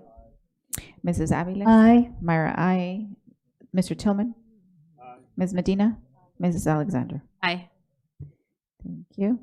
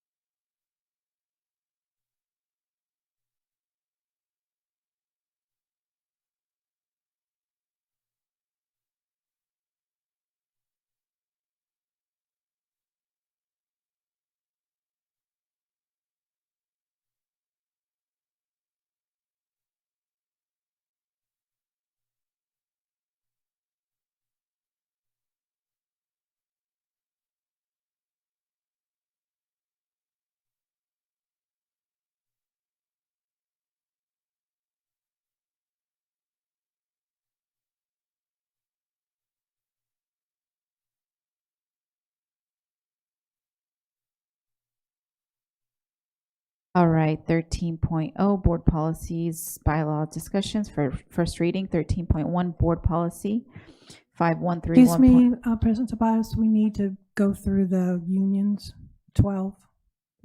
Did I miss it? 11. Oh, you're right, I did. 12.0 reports and comments by union organizations. 12.1 San Bernardino Teachers Association. No report. 12.2 California School Employees Association. No report. 12.3 Communication Workers of America. No report. 12.4 San Bernardino School Police Officers Association. No report. Thank you. 13.0 board policies and bylaws. 13.1 board policy 5131.8 mobile communication device. This is a new policy. The policy subcommittee has reviewed the draft policy and has approved it forward for board review and possible adoption. So I'll give you a minute to kind of look over that.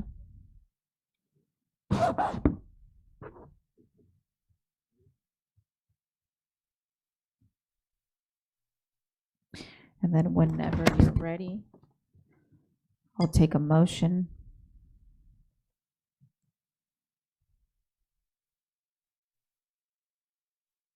Moved. Second. Moved by Mr. Tillman, second by Dr. Wyatt. Vote, please. Board President? Yes. Is it to adopt it or to do the first reading and bring it back?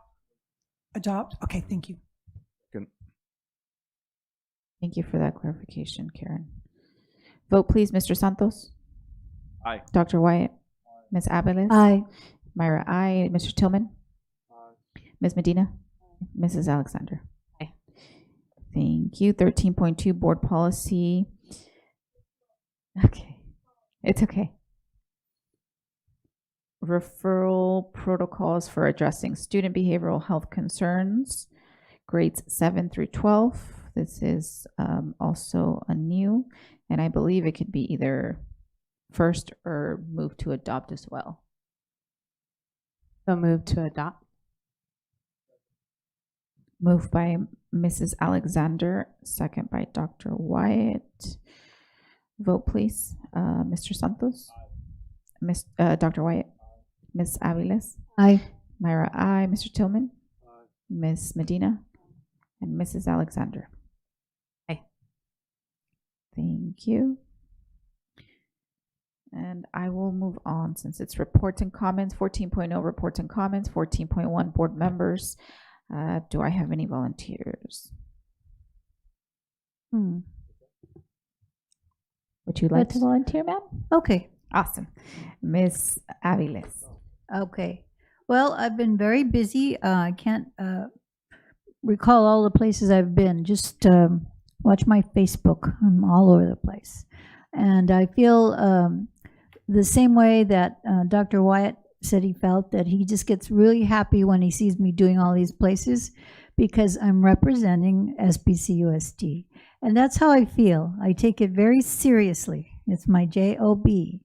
And I'm really happy and proud when I see all of you out there and I see pictures, and I feel very, very close to you all, and I feel a sense of team like I haven't had in a long time since I was a teacher at Anderson. So this is how I feel, and I thank you all. And this, I just went to a Special Olympics event for Bochi last week. It was just, my heart gets so full. It's wonderful to see our students out there. I hope you can make it out one day to see them all. Just, it will make you so proud. And this Friday is going to be a Special Olympics Unified Champion School Youth Summit. And this is really big. This is part of my big dream to see us become part of the Special Olympics of Southern California again, which long time ago San Bernardino School District used to be.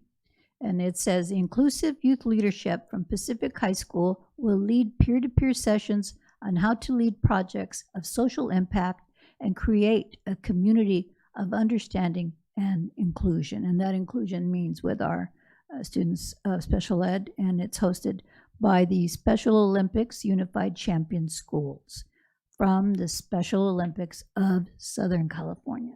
So we've started those connections thanks to our Assistant Superintendent, Dr. Applegate, and all of the others that are anything to do with that. So thank you from the bottom of my heart.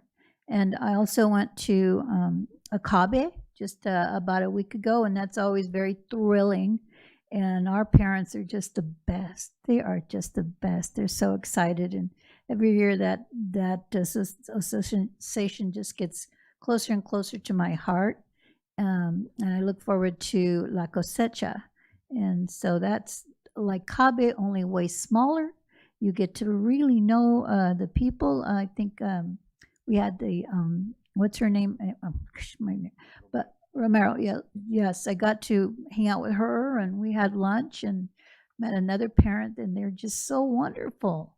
So still living my best life. So thank you. That's all. Thank you. Any other volunteers? Mrs. Alexander, thank you. I would just like to say, first and foremost, we're board members for an amazing district. And I want to first say congratulations to all of the schools that received the California distinction. I think that's awesome and something for us to be proud of. And then I've had the pleasure of attending a lot of different events, but what I like the most is there's a theme that we're following. It's STEAM. And that's something that I'm very passionate about. And just having the opportunity to go to the AI forum where we had a number of representatives, parents. It was over, I think, 90 parents that were in attendance. And it's our second AI forum. And then the STEAM symposium that was at Cal State. That was awesome and amazing. And the very fact that our students were doing the on-hands demonstration to not only our district, it was other districts that were in attendance. So kudos and amazing work, because it's a collaborative effort of different departments within a district. And that's what I really appreciated seeing. I know I wasn't the only board member there, but I just want to say that that was awesome.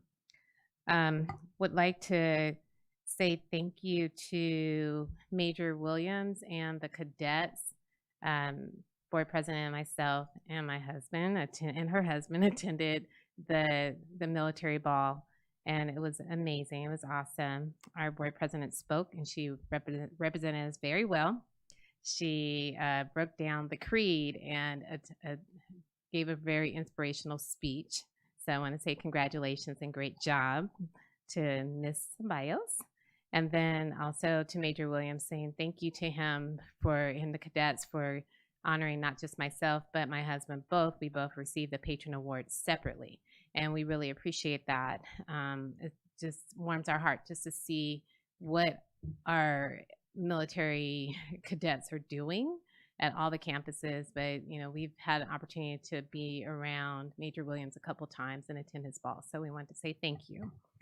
And then congratulations to ETSA on that, and all of the teachers and the educators that received awards from ETSA on their Excellence Award, the Growth, Equity, and Excellence Award, which that was about teachers that specifically made an impact on African American students, either with their test scores, with math or ELA, or there's been improvement in the classroom based on just their progress. And I thought that was excellent to do so, and very intentional. So great job.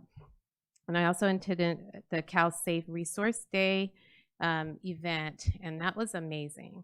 What was awesome about it, not only did we have an opportunity to hear a great keynote speaker, which was Eurydice Fritz, we also had an opportunity to see all the resources that came out to help and to provide either information on job opportunities or what's out in the community for our students, but most importantly is the community, helping our students just to make sure that they are receiving that support that's required, and making sure that matriculating is even with additional responsibilities that they have raising their own kids. So I thought that was awesome, and I know that that's under Miss Urquides, Angela Urquides. So great job to you and your staff. And that's pretty much it that I wanted to just highlight. Oh, the writing symposium. The writing symposium was amazing. I don't know if you all know that we have students that are published not only for their writing, but also for illustration. And so to be able to be witness to some of the students share their speeches, or their writing samples as well as their artwork was great. And thank you to all the professors, the teachers as well, that helped out with the students. So that's it. Thank you. Thank you so much. Any other? Dr. Wyatt? Thank you, Madam President. And it's funny, Ms. Grande brought herself up because I was talking to her earlier, and I actually tried to do something good for me and take some time off the last couple of weeks, both weeks. And so I haven't been to a lot of events, but I definitely am watching my colleagues out there, and our district just doing amazing things. And you hear me say it all the time that San Diego City, definitely, I love our slogan, it shines without a doubt. Our kids are performing at the highest level possible. Our staff do the same thing. And then, of course, I always say it begins and ends with leadership, which starts right here with our superintendent, the board, and executive cabinet. And I think you guys are doing an amazing job, so I just want to compliment you on that. And the coherence of us as well. I know we disagree on a lot of things. We have different priorities and different interests, but the one thing we do agree on is the love for our kids, love for our city. And I think that's extremely important because I just want to continue to see this city move in the right direction. It has tremendous potential, tremendous potential. I mean, as a city, not just our district, but as a city. I really, really want to compliment our students, and I want to first start by thanking the district, our superintendent, the board, our ETSA department, all of our staff who prepared our students to attend CapelCon 26. Amazing, amazing event. Let me tell you, it just seems to get better every year. And this is their third year, major year that they've had it, and third year for me in attendance. And our students were the only student presentation down there. And we anticipated about 300 people, but we ended up having over 500. And, it's nice when folks approach you and say, wow, we're just blown away by your students. We are so impressed with them, how well they did and how they express themselves. I even had a compliment. I said, you did better than your parents, because our parents broke down a lot. They got really emotional, but our kids were so poised. They really were poised. We have maybe want to get a little bit emotional too, but They represent us very well at the highest level, and I'm really proud of them. I want to say thank you to our staff that made that happen, that went down there. And the kids get to go the whole time, and that means that we have to supervise them the whole time. That's not easy for 3-4 days, and kids get a little rambunctious. They get a lot more impatient than us. But Navilla Maxwell, Fernando Tanioka, Jessica Wu, and of course our amazing sister Francine Blackshear, who really put that all together. And just huge compliments. I also want to thank our superintendent, Mr. Ariano, who went down there to support us as well. That means a lot to have that support at that conference. It was, like, for me, it was very personal, as some of you may know. I also want to thank my colleagues from the county. Our entire Alt-Ed team went down there, and some folks drove down there and back one night for the award reception, and that was a 2.5-hour drive one way and probably about 2 hours back. So 4.5 hours just to go down there for about an hour event. That really speaks volumes about who they are as leaders, but also who they are as colleagues as well. So huge shout out to them. Norm Nunez, Callie Banks from Ukaipa, just a lot of folks that did a turnaround to go and honor me. And I'll tell you what, it was probably one of the greatest honors of my lifetime to be able to be recognized at Capitol. I know Boss saw me get really emotional, but there was a reason behind it. It was really to honor my family. And I talked a little bit about my grandma. I couldn't get through it all because, she lived to be 97 years old. She was illiterate, couldn't read or write. She worked by farming the land with her hands and fished with her hands. My mother only made it to the 3rd grade. She was fortunate to be able to have me here to give me an amazing opportunity. So when you look at generational change, and I talk about this all the time with our kids, we have a chance of a lifetime. And that's what I've been given, and that's what it meant to me that night. But what was even more amazing was being honored by our students. They caught me off guard. I did not expect that. I came off the stage, and our students and staff were waiting there, and they presented me with leis. And it was just like so overwhelming. And I'll tell you, that speaks volumes about who they are as well. It really does. Speaks volumes about who they are. And I'll tell you what, they will have my unwavering support for the rest of my life because I expect them to be who we are, leaders in this area, leaders in this district, and the change of the city. I expect them to be that. And I challenge them. I challenge the other districts to do what we are doing for our kids because we're the only ones there that have that. And I said, go back to your districts and establish these kind of groups and organizations support for your kids because it means everything to them. So the kids that are unseen, the folks that are unseen, we got to make sure to know who they are and support them with what they do and make sure that they have just as much support as any other kid in our district. So thank you. Thank you, Dr. Wyatt, and congratulations. And we were here working. Otherwise, we would have been there right alongside with you. We had a board meeting. I think Superintendent already said, man, thank you for getting me out of the board meeting. I could have sworn he said that, but of course it was just but we in were jest, with you. Of course, but we he were said he'd with much you. rather be here with you guys. That's what he said. We were with you in spirit. Any other volunteers, Mr. Santos? Yeah, I'm going to ditto some of the same things. I went to the writing symposium, which I thought was wonderful. I went to the afternoon one, so it's there by myself, So I missed both of you, but I think that's a great thing. Our young writers and artists. Also went to the Guitar Center event with our students performing, which is wonderful. And the CSTEM, another great thing, and I got to see that, and I'm horrible with names, so I know Mr. Ariano's going to cover it, but the instructor from Palm Elementary who had her class there, and they were she did a class in front of everyone, and the students were busy working on that. And I thought, I don't remember the analogy that was used, but I tried to come up with one, but it's like getting a bottle of vitamins and putting it in cake. That's what CSTEM is, right? So the kids are eating the cake, but not realizing that they're doing math because you see them there and they're doing calculations and they're trying to figure out how to move their robots and they're learning math and doing math, but for some of them not processing that's what they're doing, but all of those things. So I think it's the great things that we're doing as a district, and things that we're here way before I got here, but hopefully we can continue to do. Thank you, Mr. Santos. Mr. Tillman, no comment. Ms. Medina, no comment. Well, I'll just take a few minutes as well. and it's already been mentioned, so I won't stress on it, but I had a really good time at the ETSA Awards event as well. I thought I wasn't going to be able to make it, but I made it.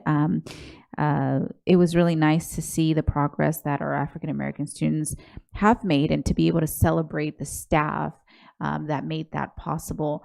You know, as they were calling their names up, and I was looking at the slides that were being, presented of the teachers, some of them had 13 African American students in their classroom, and more than half had increased in their math, ELA or both. And so then you had others who had met 100% of their African American students, whether that was 2 or 3 or 7 or whatever it was. So it was really nice to kind of see the work that teachers and educators across the district have really made. And then, also congratulations to the schools that were recognized by the department, CD. I know that Mr. Santos had sent a text message to all of us, which I actually really appreciated. And I'm going to put you on blast here, Mr. Santos.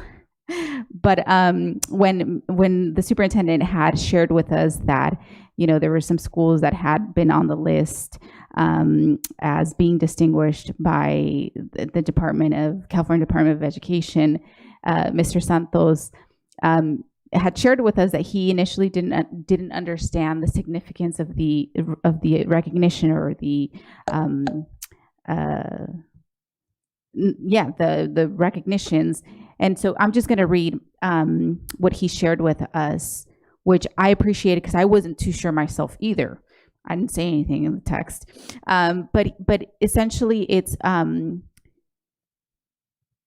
this designation generally places schools among roughly the top 10% in the state, and what makes it remarkable is that what he had shared is that Cajon is a large comprehensive high school serving a diverse student population. But it wasn't just Cajon.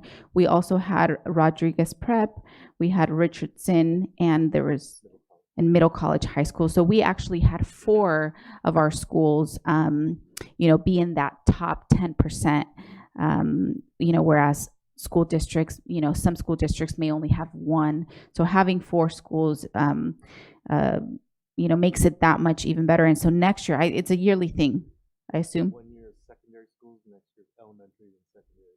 So the next year would be elementary. So elementary schools, you will be watching next year. But anyways, again, congratulations. I also want to share that, yes, indeed, we did attend the ball. Major is such an amazing... Rick Williams is such an amazing individual. Both of my siblings went through the program at Arroyo Valley, and he's getting up there in age a little bit. And every year he says, I'm gonna retire. And every year he comes back, and he keeps coming back because he just really loves what he does, and he loves our students. And I just want to say, Major, thank you so much. He has a parent volunteer there, and I can't remember her name. But she's been, serving with him alongside for, I think, 12 plus years or something, every year coming back. And I think all of her children, I think she has 5 or 6 children, have also gone through the program. And so again, that just kind of speaks to the culture and the sense of family that they have there. And when my siblings went there, and my son too was part of the program, they really just grew and thrived and gained confidence. And so again, thank you so much, Major, for all you do over there. And then lastly, the following day, we did attend the Guitar Center Awards ceremony, and Mr. Tillman was there, Mr. Santos was there, and I know a few of you were also planning on being there, but for whatever reason weren't able to. But let me show you. Yeah, Mr. Tillman looked like a rock star. Oh, by yeah, the way. he His sure his did. fit was. So the board got recognized as well as the superintendent. So, this is for the board and for the superintendent. It was an amazing event. Our music team students were there playing, and after every award, they would, sing a song to dedicate it to the recipients of the award, and it was just such a nice event.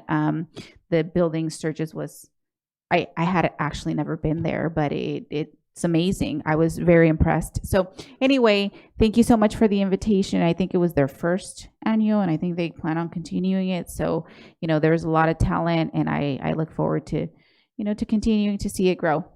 Other than that, I don't think I have any other comments, so I'll pass it along to Superintendent. President Ceballos. Let me begin this evening by acknowledging and thanking our folks that are here every Tuesday, our translators, school police, our communications department that streams the videos and provides all the communications. Thank you all for always making these meetings go as smooth as possible.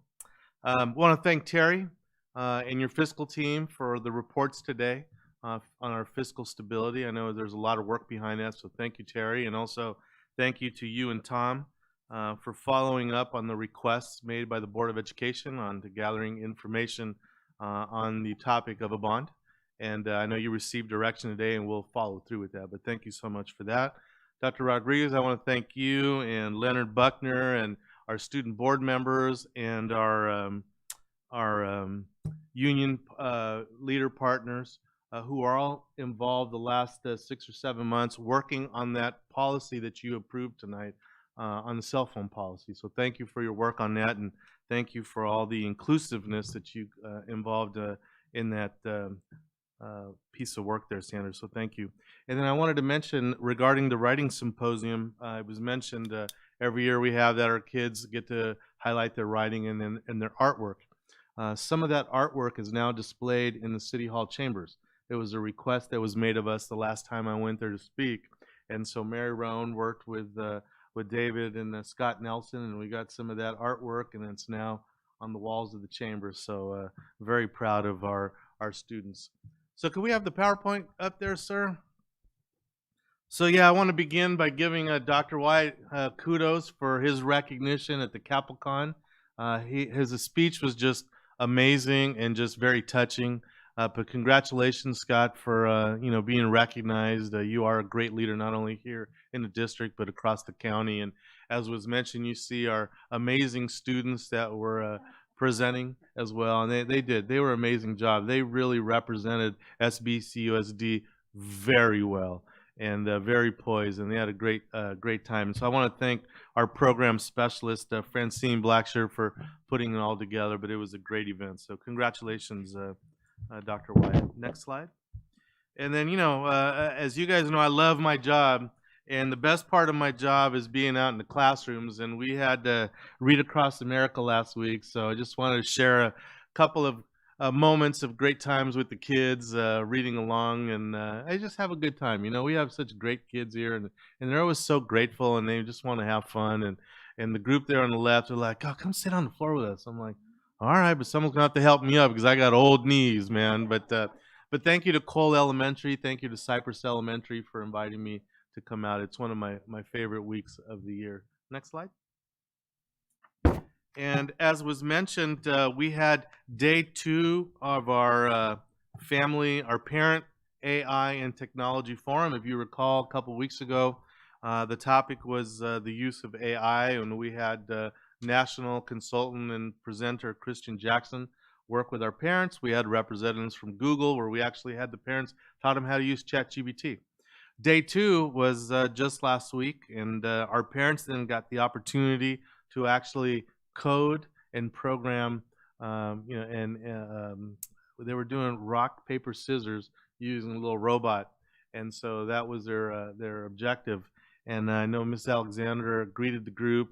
She always has such great comments, very positive comments, and I know she's been a leading factor in helping us move this initiative forward. So thank you, Miss Alexander. I'll be going down to City Council the next couple weeks because I want to highlight our California Distinguished School, but I've asked Miss Alexander to tag along with me because I want her to talk a little bit about the AI and STEM programs that we've been putting together here. I know she's been involved coming together with our departments to help us push along. So we'll be happy to report back to the board once that day comes. But we're very proud to share with the city of San Bernardino the work that we'll be doing, or that we are doing. Next slide. And this was, Heather Lozano. If you don't know Heather Lozano from Cajon High School, she's the most wonderful person I've ever worked with. Just the biggest heart and just a big proponent of inclusive excellence. And so we had our 17th annual Best Buddies Prom at the National Orange Show. And I didn't get a chance to attend because I was teaching a class that night. But from what I heard, it was an amazing event. The kids had a great time. And I just love that we have these inclusive excellence practices in our district. So, Ms. Lozano, if you're listening or you get a chance to watch the video, on behalf of the board and us and to the special education department, thank you for what you do for our kids, because this is really special. Next slide. And as was alluded to earlier, we're very proud to now be the co-sponsor of the Southern California UC Davis C-STEM Symposium. And what this is teaching math using computer science. And we partnered with Dr. Chang in my previous district with C-STEM. And we saw some wonderful results where we actually developed with Dr. Chang. We moved this from an intervention program to a core math class for students. And that's the progress that we're making here in our district. Right now, we're at an intervention level, but we will soon be moving into offering C-STEM as an actual core class at the middle school and high school level.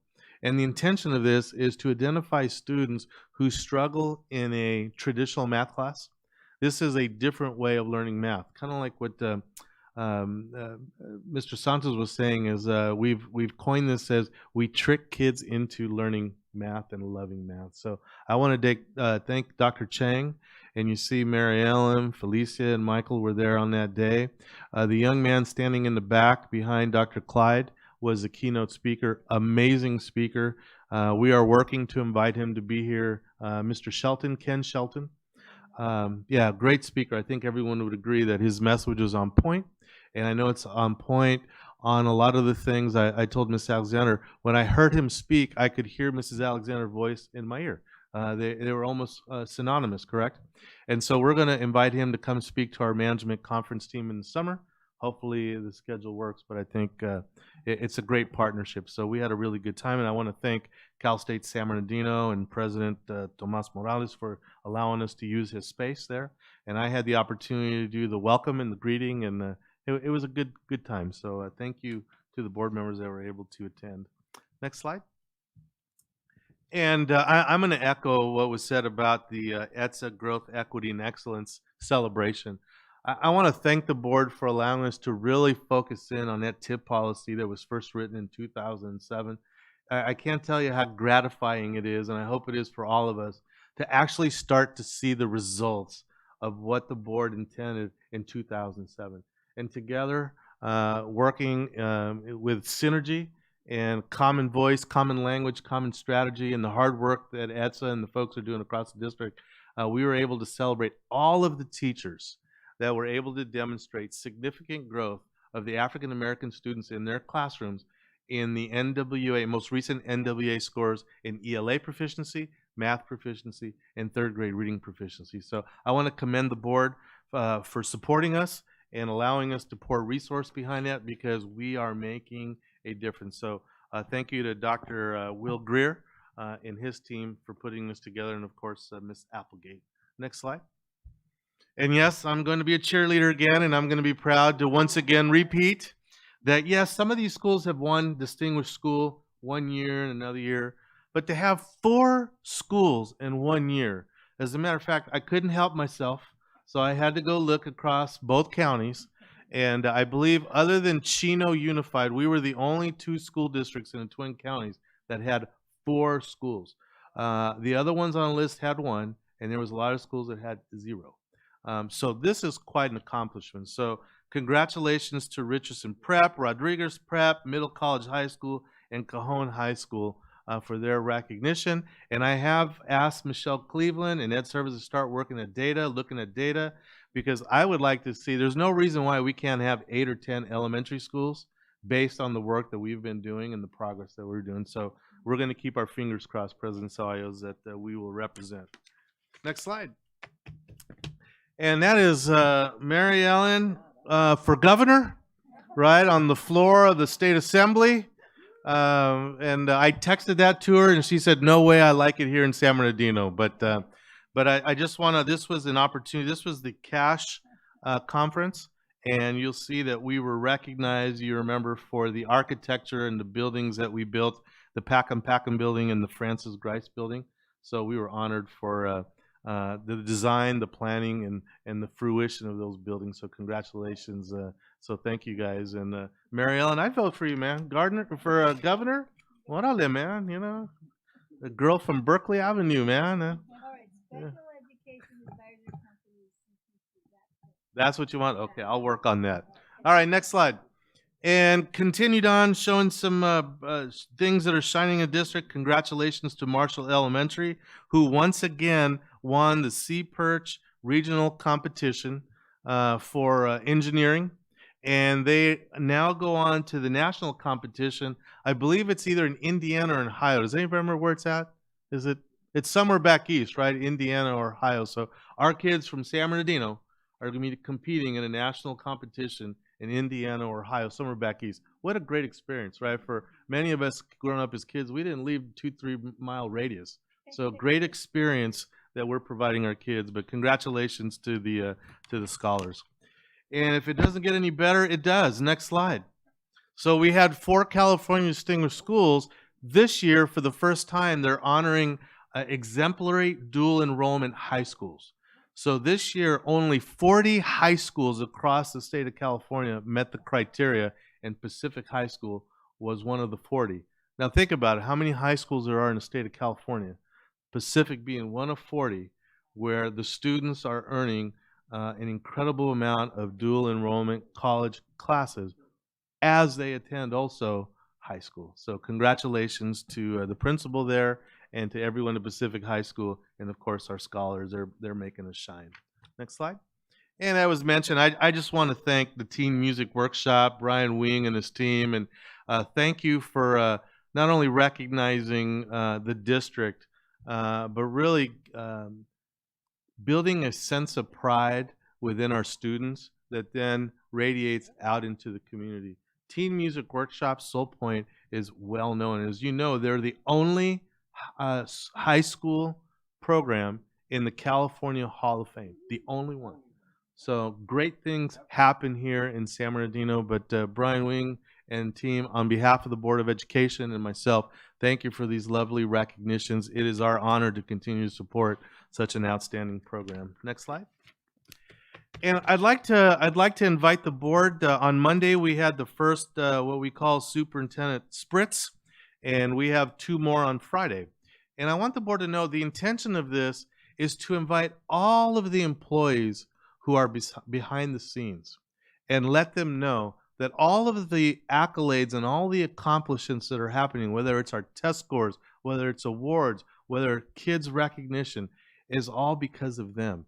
Every person in this district, their role is crucial in our success. It's not just the teachers, it's not just the board, it's just not the principals, it's all of us working together. So what I do is I put together an hour presentation where I go through all of our test scores, all of our achievements, all of the awards, and I say to them, thank you. You are part of this recognition. And so I'd like to invite you to come out on Friday. If you have a chance, we have one at Friday at what time? So 9 a.m. on Friday for the morning and 2:15 in the afternoon. If you can come, that'd be great.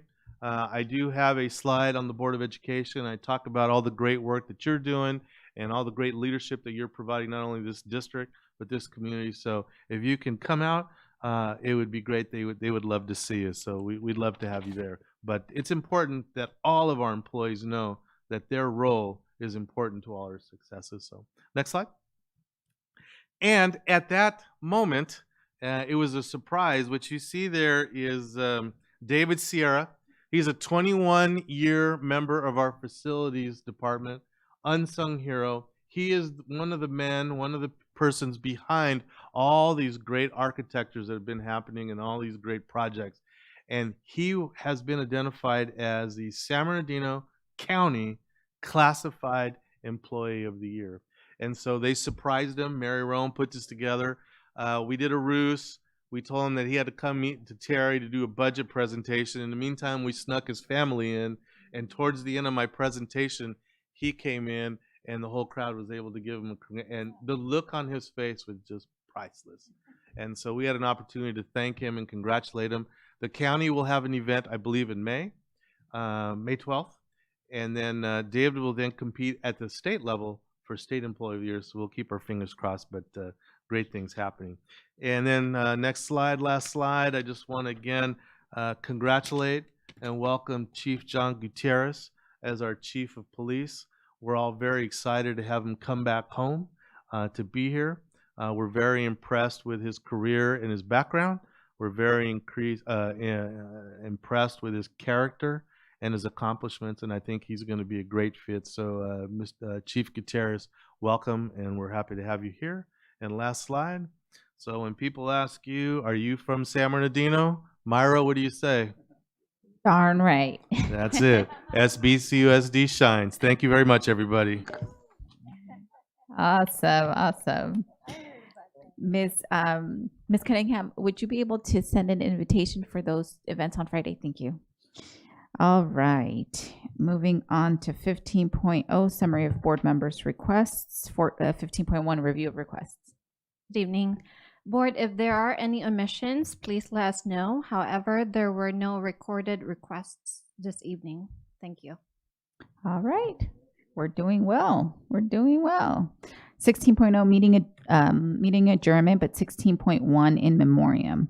The board would like to conclude this evening's meeting with a moment of silence in memory of district employee Marlene Borsuk, who passed away on February 15, 2026. Ms. Borsuk, am I saying that correctly? Thank you. Was born and raised in San Bernardino and graduated from San Bernardino High School with the class of 1997. She joined the district in December 2000 as a substitute clerk and became an instructional aide in 2002, serving primarily at the All Red Child Development Center. In 2006, she began working at San Gregorio High School, where she continued to support teachers and students with dedication and care. Ms. Borsuk will be fondly remembered by the scholars and staff of San Gregorio High School for her commitment and kindness. The board extends its deepest condolences to her family, colleagues, and friends during this difficult time. We will now hold a moment of silence.